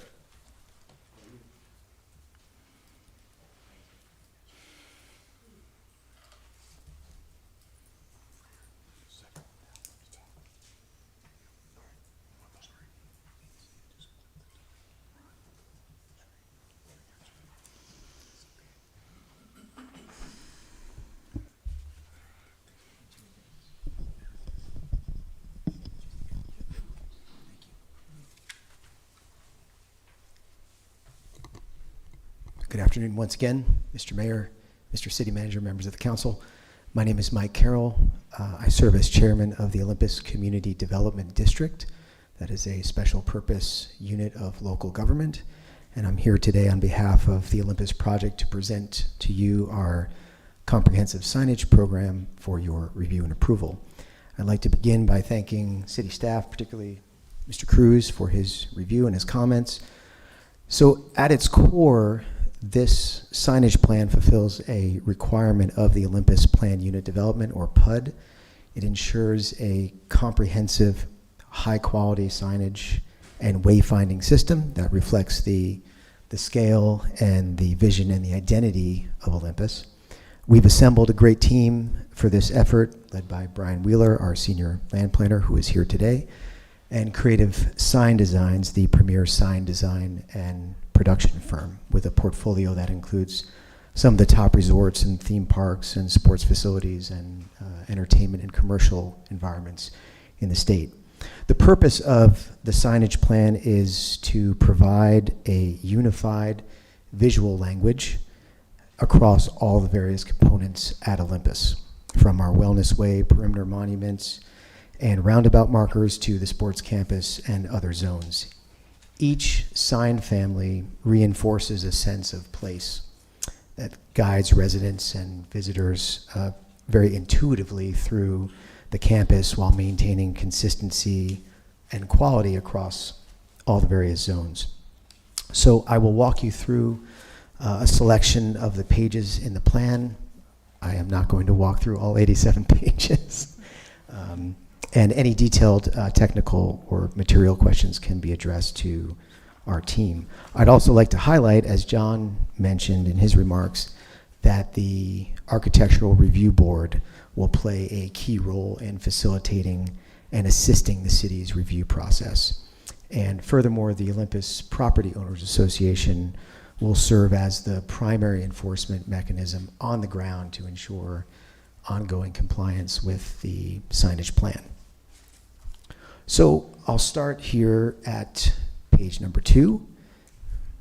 This is the site map and zone legend. This page really gives you the big picture of what's happening. You can see how Olympus connects to the overall Wellness Way corridor. Each color block represents a different land use, from the sports campus to the town center to the fire station. It shows how the signage program is organized around these zones to maintain a clear visual hierarchy from the perimeter inward. Speaking of perimeter, this is the perimeter entry at US 27 and Olympus Boulevard. This is the primary gateway monument. It's really the first impression visitors will have entering from US 27.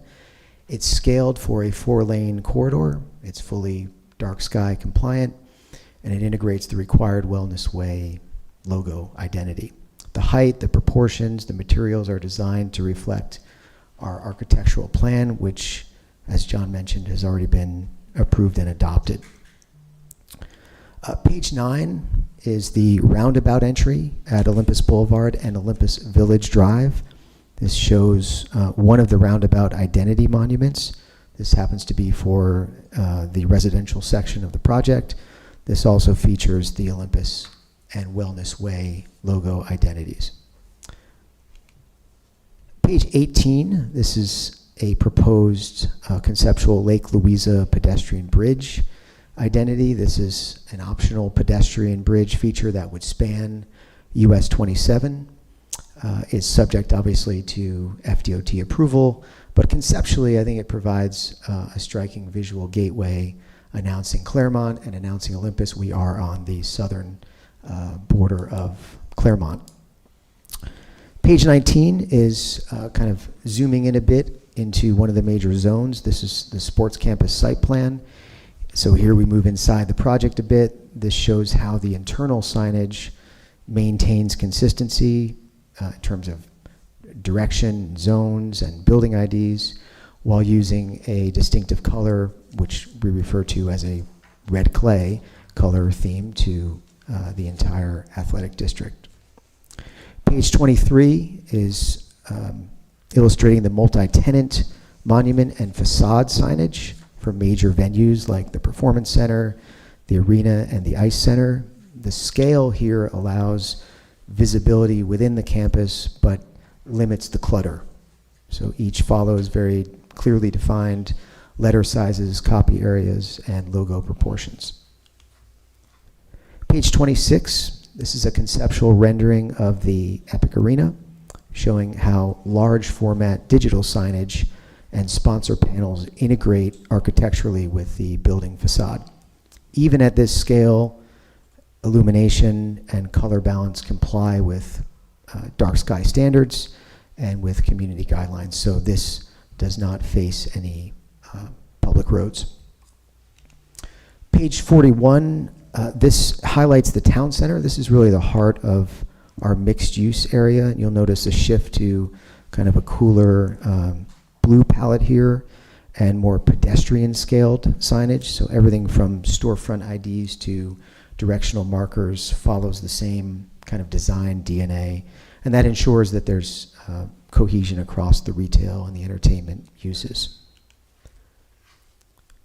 Okay, finally, page 67. This gives you a sense of the level of thought and detail that has been put into this plan. This introduces the tenant sign guidelines, and this is what ensures long-term consistency. It covers allowable materials and mounting and lighting and logo sizing, among other things, so that every future sign complements the Olympus identity. It's about maintaining long-term visual integrity, so 5, 10, 20 years from now, the Olympus brand still looks intentional and timeless and cohesive. Thank you very much. Thank you, sir. This is a public forum. Anyone in the public wish to address the site may come to the microphone and state your name and address and have 3 minutes. Anyone in the public wish to address this item may come to the microphone and state your name and address and have 3 minutes. Seeing no one, I close public forum, bring it back to council. Motion to approve item number 12, ordinance number 2025-031, final Olympus PUD for signs. Second. Okay, have a motion. Motion and a second for approval of item number 12, ordinance number 2025-031, final Olympus PUD. Okay. Roll call. Councilmember Strange. Aye. Councilmember Howard. Aye. Councilmember Myers. Aye. Councilmember Peterson. Aye. And the chair vote aye as well. Motion passes 5-0. Thank you, sir. Thank you. Again, thank you for all your contributions and everything for that whole area down there. And I'm still looking forward to the ice arena, so I can come drive the Zamboni. Item number, okay, the next two items, item number 13 and number 14, we're gonna read them together, but we're gonna take act on them separately.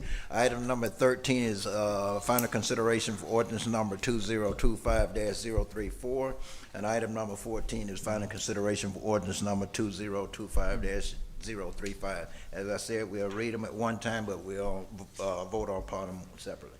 Yes, ma'am. An ordinance of the City of Clermont, Lake County, Florida, adopting the small-scale comprehensive plan amendment for the City of Clermont, Florida, pursuant to the Local Government Comprehensive Planning Act, Chapter 163, Part 2, Florida statutes, setting forth the authority for adoption of the small-scale comprehensive plan amendment, setting forth the purpose and intent of the small-scale comprehensive plan amendment, providing for the adoption of the small-scale comprehensive plan amendment, establishing the legal status the small-scale comprehensive plan amendment, providing for conflict, severability, administrative correction of scrivener's error, publication, and an effective date. Ordinance number 2025-035, an ordinance under the Code of Ordinances of the City of Clermont, Lake County, Florida, amending the official zoning map of the City of Clermont referred to in Chapter 122 of Ordinance number 289C, Code of Ordinances, rezoning the real properties described herein as shown below, providing for conflict, severability, administrative correction of scrivener's error, recording, publication, and an effective date. Yes, sir. All right. Uh-oh. Good afternoon, Mayor, City Council members, and guests. Nick Gonzalez, Development Services. These are staff-initiated requests. City Council approved annexing the site on September 9, 2025 via a utility agreement with the understanding that a small-scale comprehensive plan amendment and rezoning would be done at a later date. The city as an applicant is now moving forward to complete the process to designate the property with the applicable future land use and rezoning designation and zoning designations. The property is located at 13550 Granville Ave. That's east of Granville Avenue and south of State Road 50, and is approximately 2.3 acres. The property is currently improved and used as an auto repair shop. The utility agreement was based upon the facility upgrading their fire protection system and needed the city's water service. And here we can see that the current zoning of the property in Lake County was heavy industrial with a regional office future land use. The compatible zoning within the city would be industrial M1 with a future land use of industrial as well. And the majority of the surrounding future land uses in the area are consistent with industrial. The change in zoning, in the change in future land use, the industrial designation along with zoning change to M1 industrial does not propose a conflict to the existing uses and land uses in the area. The property owner is aware that any future improvements or expansions will result in the site meeting the city's land development code. The Planning and Zoning Commission recommended approval 5-0, and staff recommends approval of the small-scale comprehensive plan amendment ordinance number 2025-34 and the rezoning ordinance number 2025-035. And that concludes staff's presentation. Okay, thank you, sir. Staff, so I'm gonna open this up to public. Anybody in the public wish to address this item may come to the microphone and state your name and address and have 3 minutes. Anyone in the public wish to address this item may come to the microphone and state your name and address and have 3 minutes. Either one of them, 13 or 14. Seeing no one, we'll close public comment and bring it back to council. Motion to approve item number 13, ordinance number 2025-034, final proactive auto small-scale comprehensive plan amendment. I second. You said that really fast, Todd. Well, this is a no right now. It's already, I think we annexed this piece of property in a couple council meetings ago, so. We do have a motion and a second for approval of ordinance number 2025-034. Any further discussion? Hearing none, roll call. Councilmember Strange. Aye. Councilmember Howard. Aye. Councilmember Myers. Aye. Councilmember Peters. Aye. And the chair votes aye as well. Motion passes 5-0. Item number 14. Motion to approve item number 14, ordinance number 2025-035, final proactive auto rezoning. Second. I'll take your second. Okay, we have a motion and a second for approval of ordinance number 2025-035. Any further discussion? No. Hearing none, roll call again. Councilmember Strange. Aye. Councilmember Howard. Aye. Councilmember Myers. Aye. Councilmember Peterson. Aye. And chair vote aye as well. Motion passes 5-0.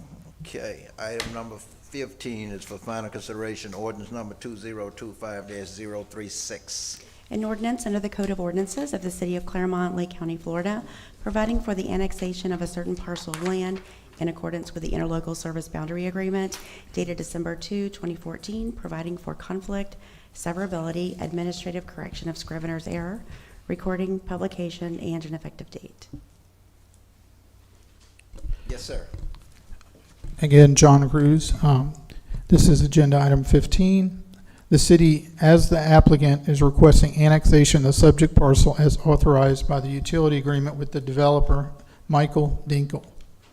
The agreement was executed on January 11th, 2005. The parcel has been platted, developed, and is receiving wastewater services from the city of Clermont.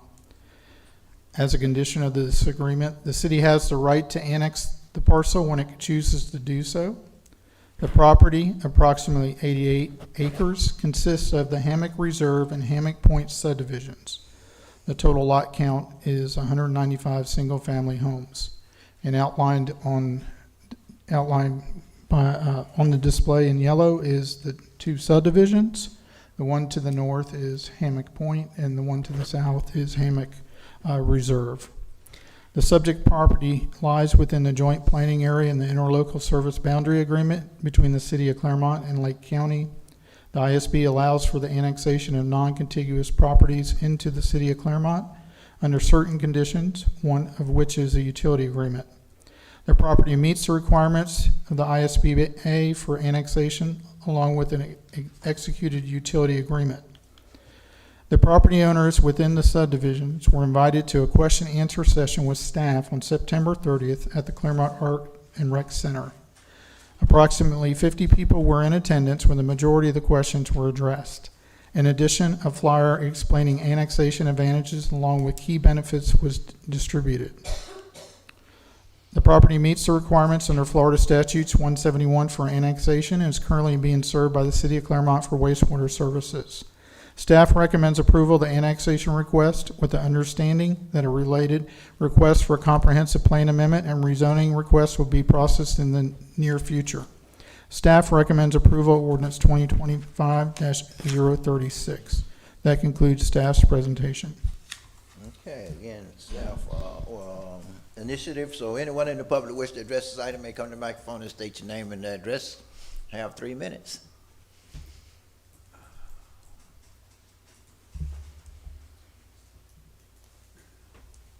How you doing? Rodney Bell. I live at 11744 Button Hook Drive, and that's in Hammock Point. As a retired city police officer of South Florida, I know the benefits of living in the city, and I hope that you will vote yes to annex us in. Thank you. Thank you. This is a public forum. Anyone in the public wish to address this item may come to the microphone and state your name and address and have 3 minutes. Anyone else? Anyone else? See no one else, I close public comment, bring it back to council. What say council?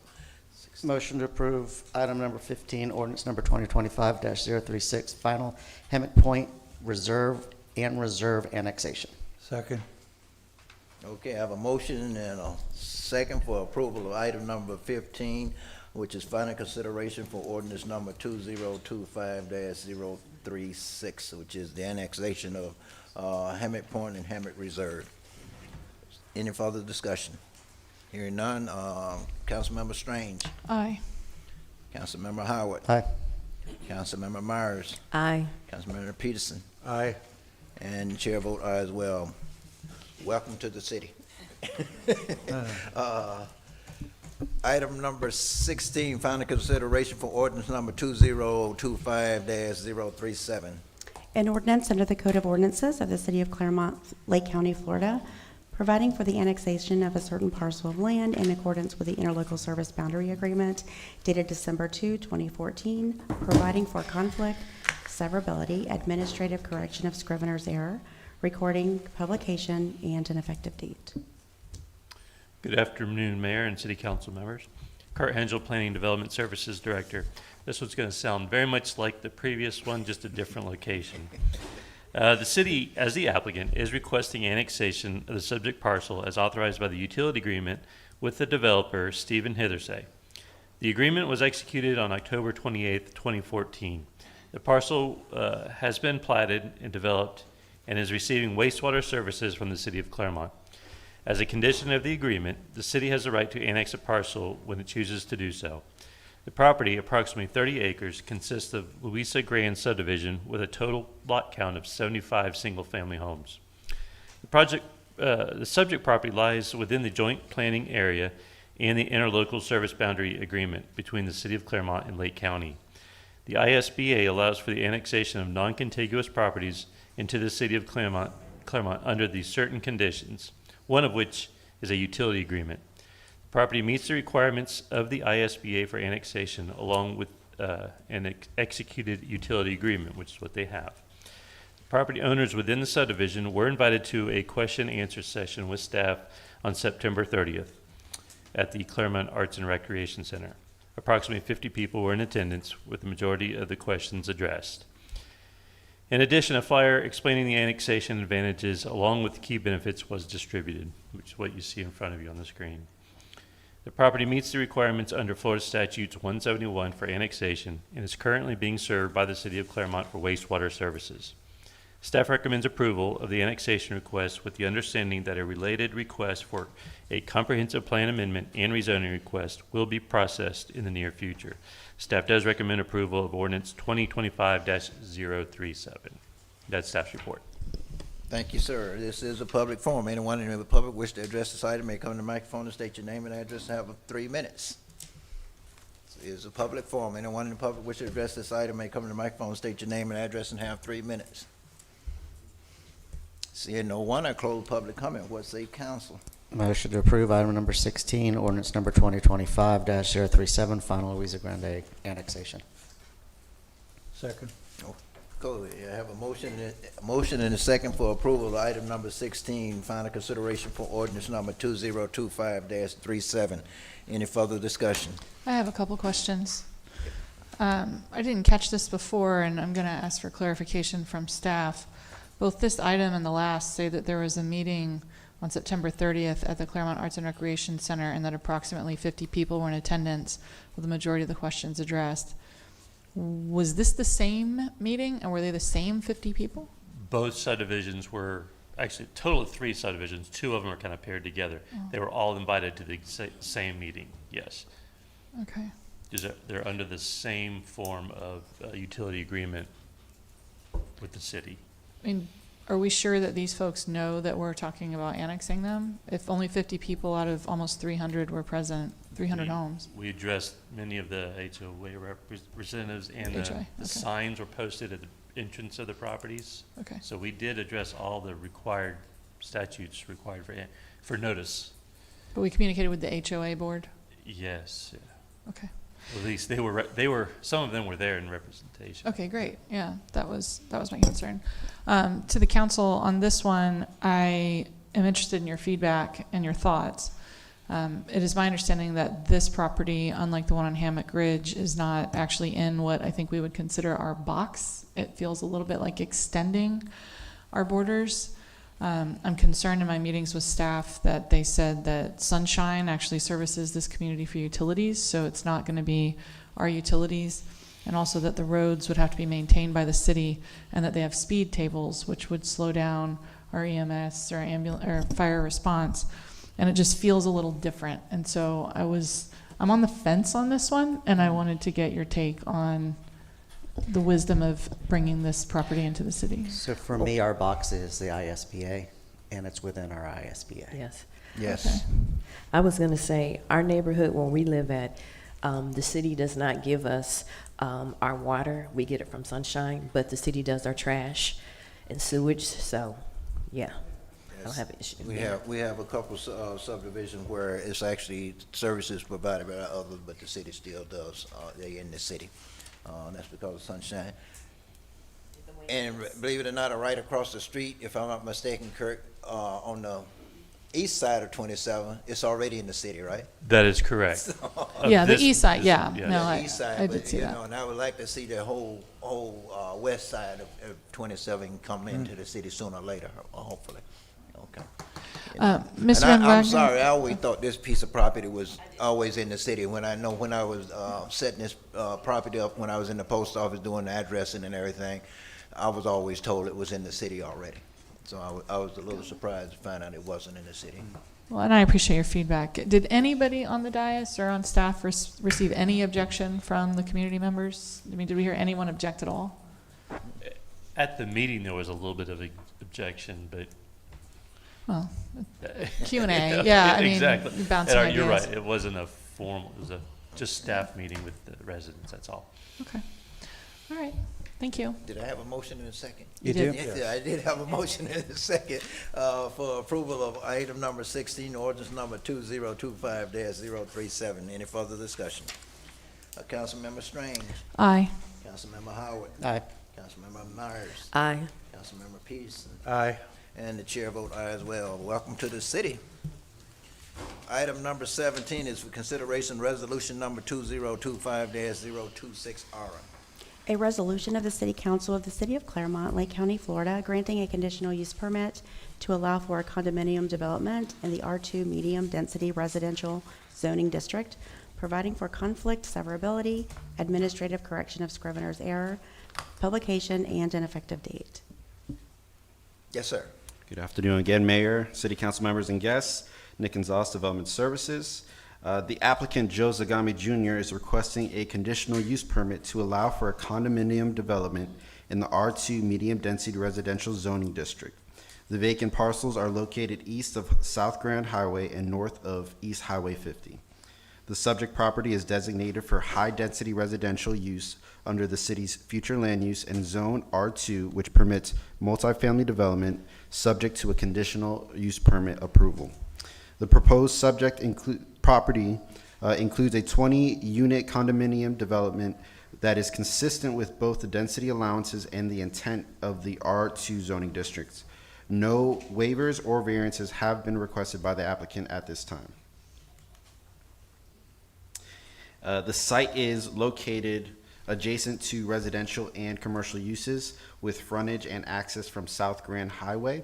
The proposed development will serve as a compatible transition between existing single-family neighborhoods and commercial corridors. The site is located directly behind the at-home store and down from an existing stormwater pond. The development could be considered an infill development since the majority of the surrounding area has already been developed. The site plan has been updated in response to the Planning and Zoning Board's recommendation to extend the walking path and including dedicated parking for property owners. And I'm not sure if you're able to see it on that plan, but it's outlined in red with the red bubble of the extended walking path to go all around the stormwater pond, and they also notated the parking for residents. Mm-hmm. When evaluating a request for a conditional use permit, the Land Development Code Section 101-212 requires specific development standards that are required to be met. Staff has reviewed the application as submitted in accordance to the development standards criteria and finds the proposed use can meet the general criteria for granting a conditional use permit. Planning and Zoning recommended approval 5-0 with 2 additions to be added in Section 2 of the resolution to prohibit on-street parking and allow waste collection through a centralized dumpster enclosure rather than individual cans at each specific parcel. Staff recommends approval of the conditional use permit resolution number 2025-026R. And that concludes staff's presentation. Thank you. Is the applicant present? Please, you have anything you would like to add, sir? I'm not saying you have to if you.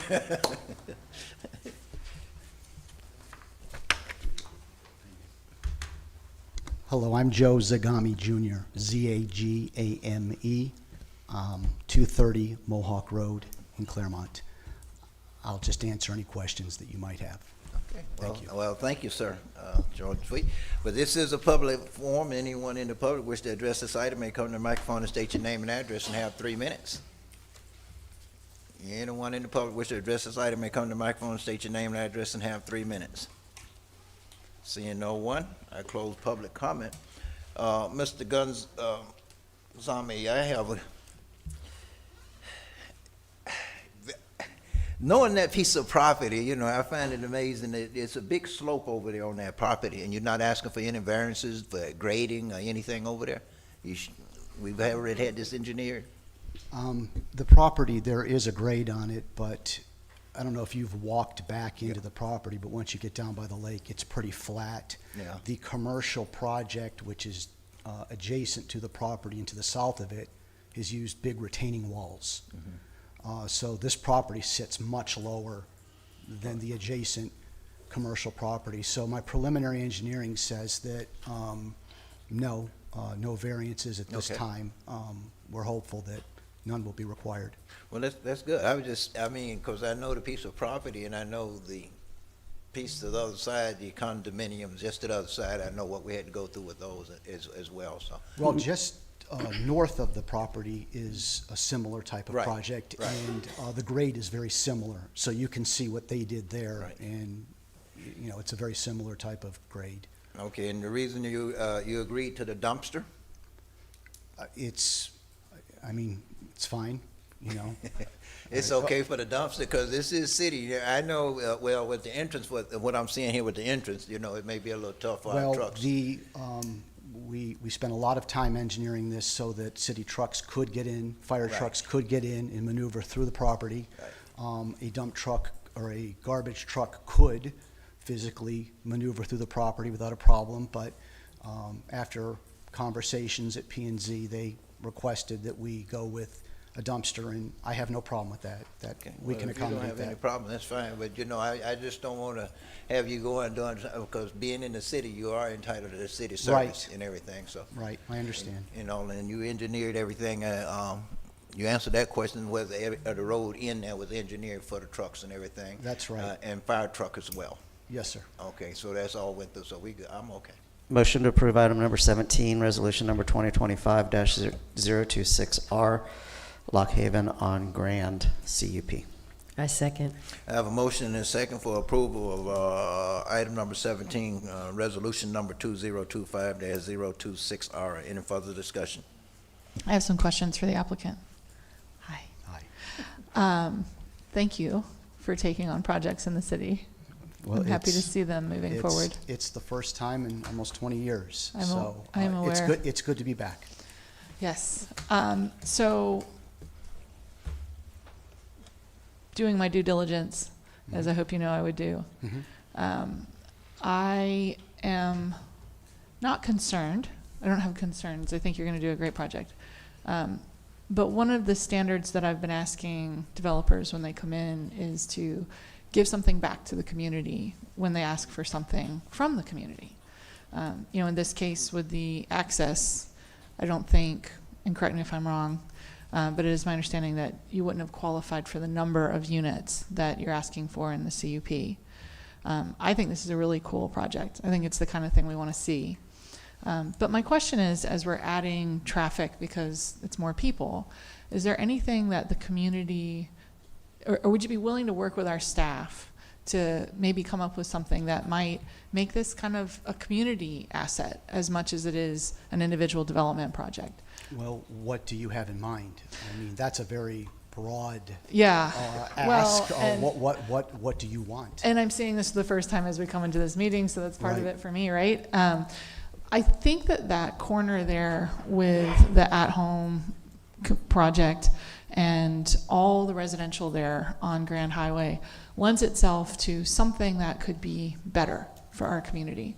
And I think it's going to take good developers such as yourself who come in and have creative ideas. And so my first question, to put you on the spot publicly, is did you have any feeling that you were restricted in your design here, that you were restricted by our code or our systems? And did you have something you would have preferred to have done that you weren't able to do? Well, the code allows for duplexes. So I could have done a duplex community without a CUP. But the services that are going to be required that I have to provide for as a developer are rather expensive. As you can see, there's a very long entryway. Yeah.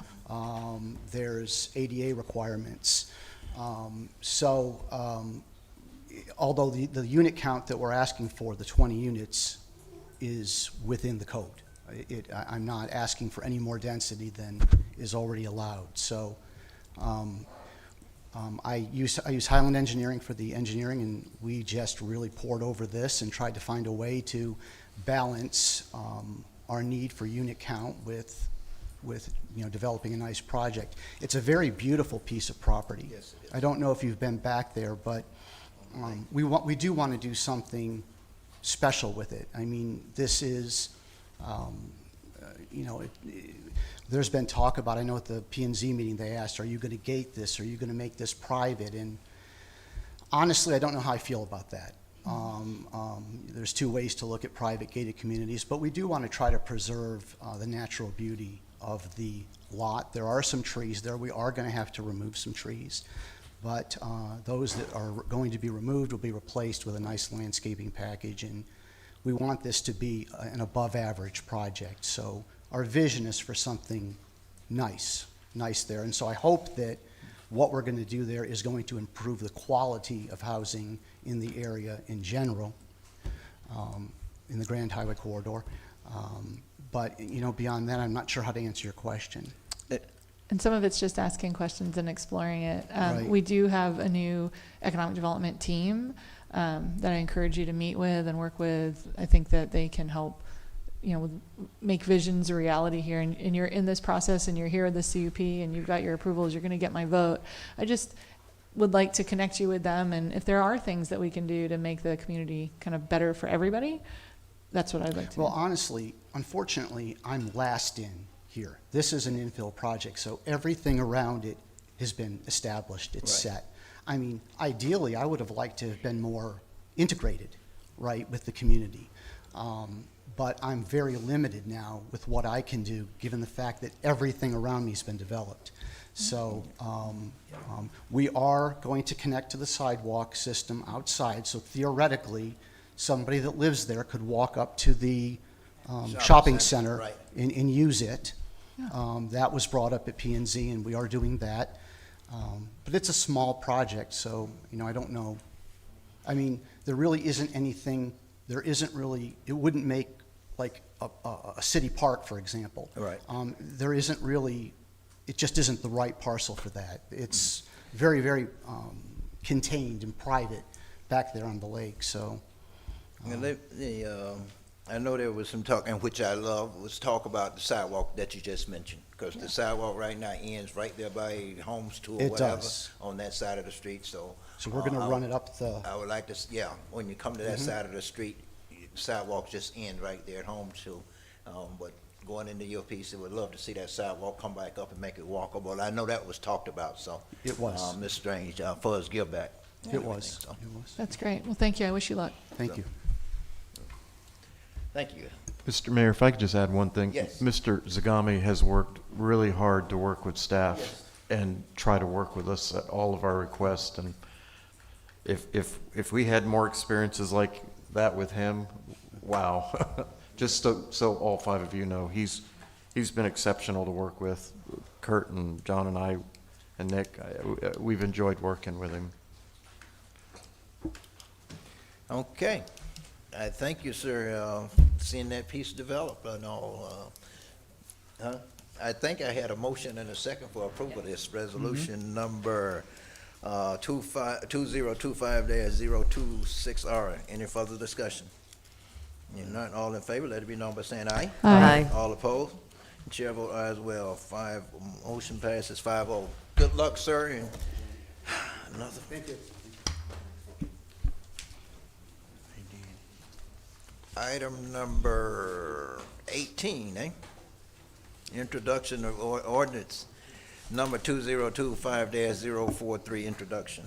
An ordinance of the City Council of the City of Clermont, Lake County, Florida, amending the City of Clermont Police Officers Retirement Plan at Chapter 28, Article 3, amending Section 2863, Disability, providing for conflict, severability, codification, the administrative correction of scrivener's error, publication, and an effective date.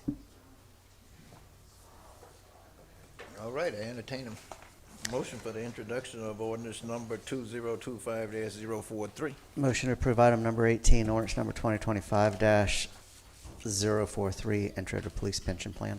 Second. We have a motion and a second for approval, for introduction of ordinance number 2025-043. Any further discussion?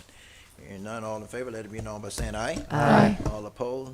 Chair vote aye as well. Motion passes 5-0. I guess we're at reports, Mr. Van Wagner. Thank you, Mr. Mayor. I just want to let everybody know the city facilities will be closed on Veterans Day, November 11th. Also, our council meeting in November has been moved to November 18th at 3 p.m., so we'll only be having one council meeting in November. Taste of South Lake is Thursday, November 6th at 5 p.m. at Waterfront Park. Tickets are available through the chamber, and the Veterans Day Parade and celebration is November 8th. The parade begins at 12th Street at Blessed Sacrament Church at 10 a.m. and ends at Waterfront Park. And there's a celebration at Waterfront Park from 11 a.m. to 4 p.m. And just a couple things. I did want to introduce Zane to you and Robert Fox, but they're all gone.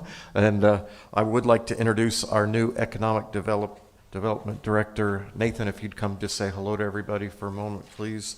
And as he's coming, a couple quick things I want to tell you. today, guys, I'm really excited to share with you the Lake County Commissioners voted to move forward with approving funding for the construction of Heartwood Marsh expansion starting in spring of 2026. So that was a big win today. Thank you all for your support in that. And I know, Mr. Howard, you came and discussed that with them in person. So thank you all for your support, and Mr. Howard for going there in person. And one more road, we're going to make a little better flow of traffic. So thank you all for your support in that. I'm Nathan Norris. Hello, everybody. Was that good? Okay. All right. No, I look forward to working with all of you and talking to all of you about how we can contribute our efforts.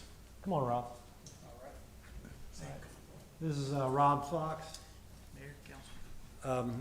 We're both looking forward to doing everything we can to help you in your mission, as well as really we want to. We both believe after everything that we've studied, everything we've seen, everyone we've talked to, that we really believe that we can help out, and we look forward to that in ways that we'll have other communities all over the country, not just here in Florida, looking at Clermont for seeing how they can leverage their assets.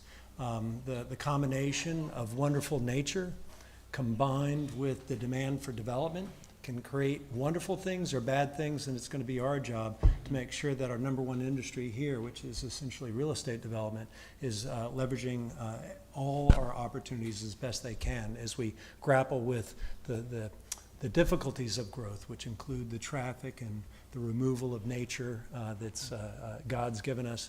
And so with those, we do want to start asking questions. I know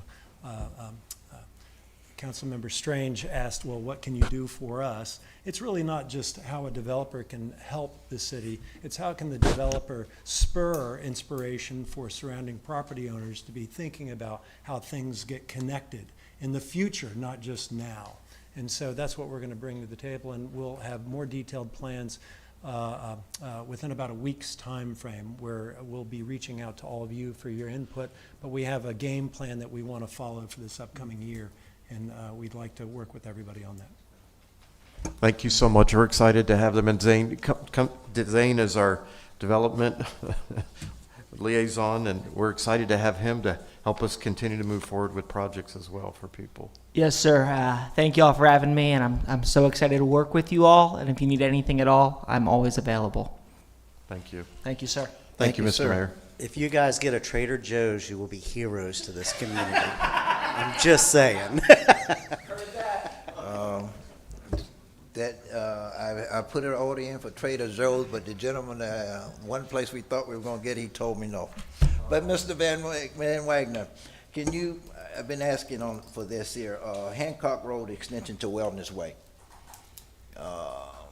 There's supposed to be an agreement between the county and the developer down there to go ahead and get that work done. Can we find out where? Yes, sir. Last I heard, they come to an agreement, but the county has not signed the agreement. Since you asked me to look, that's the same thing I'm hearing, but I will ask again and try to help push that forward. We need to try to get that project going, because I'm hearing it's going to take 12 to 18 months to finish that connection, and with all the development down there, we need that connection Hancock extended so people can get out without having to go to 27. Okay, so let's see if we can't get the county to go ahead and get that agreement signed, please. Mr. Waugh, yes, sir.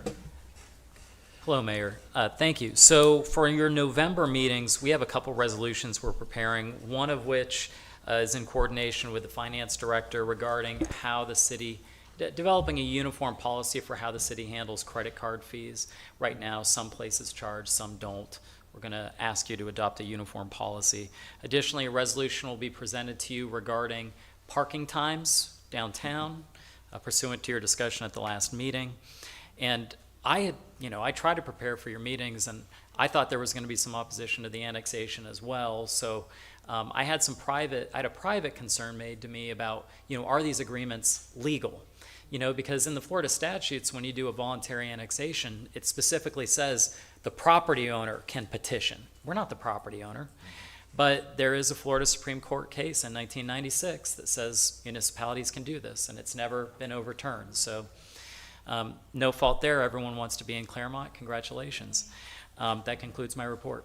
Okay, sir, thank you. I don't know how much it's gonna have to do with us. Can you do me a favor and I'm hearing there's a proposal for a House Bill 105. Can you check into that for me? Yes, sir. That's been pulled, and I'm hearing it.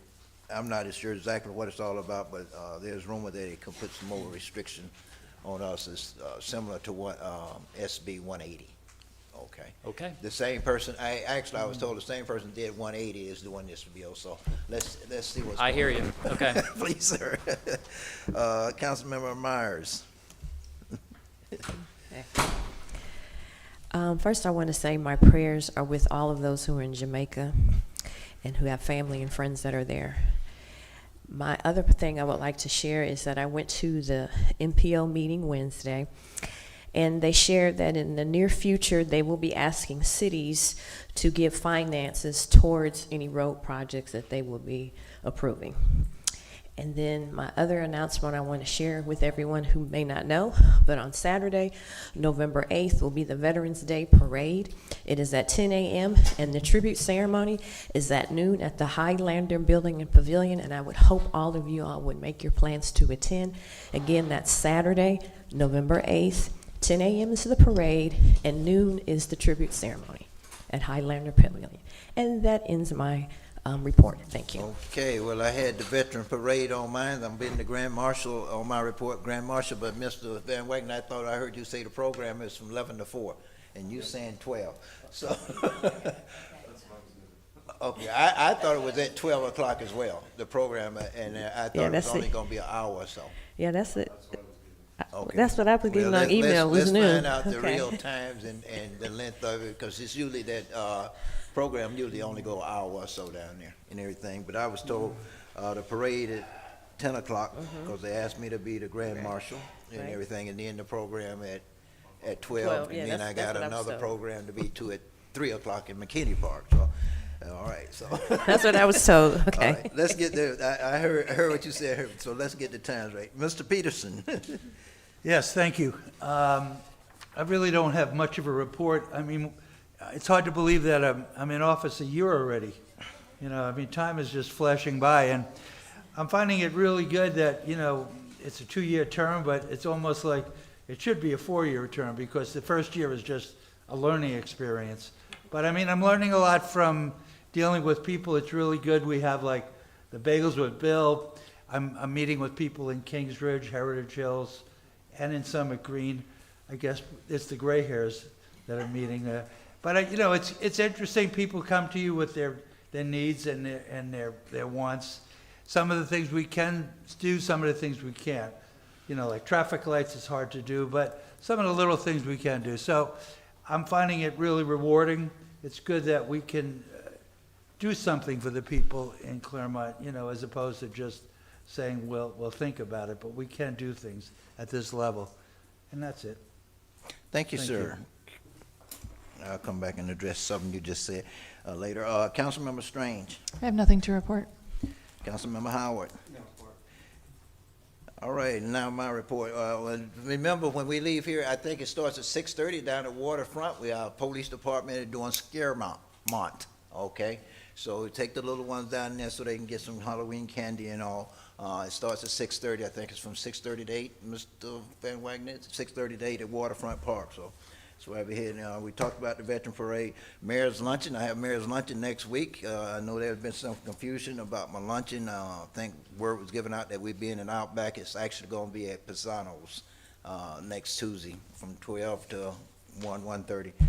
So anyone who wants to join me for the Mayor's Luncheon next Tuesday, I'll be at the Pisano's at 12. Glad to hear you say 4-year terms.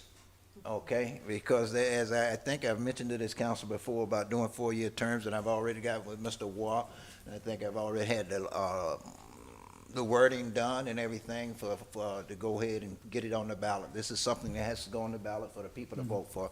So it is my hope and my goal is to get it on the ballot for the 2026 election. So I was going to I know I met with Mr. Warr, and I sent him the wording that we need to try to use to go to 4-year terms, because I strongly believe, like you, 2 years is too short, and it doesn't leave much consistency up here on this council. And the other big portion to me, it can save the city a lot of money. Okay, 4-year terms, because the way we got it set up and the wording we got set up, when it take turn, we'll be actually having election on the even years along with the state office, state election. So the state will pick up the cost. Like this year, it can cost this one election for this one seat can end up costing us $50,000 to $80,000. Okay, so by shifting to 4 years and the way the wording is going and everything, we'll be able to just have election every other year. And have more consistency up on the county council and save the city a few dollars. So, well, hopefully in January or February or so, we'll try to go ahead and bring that to the council and get it out there so we can get it to the supervisor election to get it on the ballot for 2026 if you also desire. Okay? I'm glad to hear you say that, because that is one of the things I try. Other than that, that's all I have. Anyone else has anything for the good of the order? There you go. Anything else for the good of the order? If not, meeting adjourned.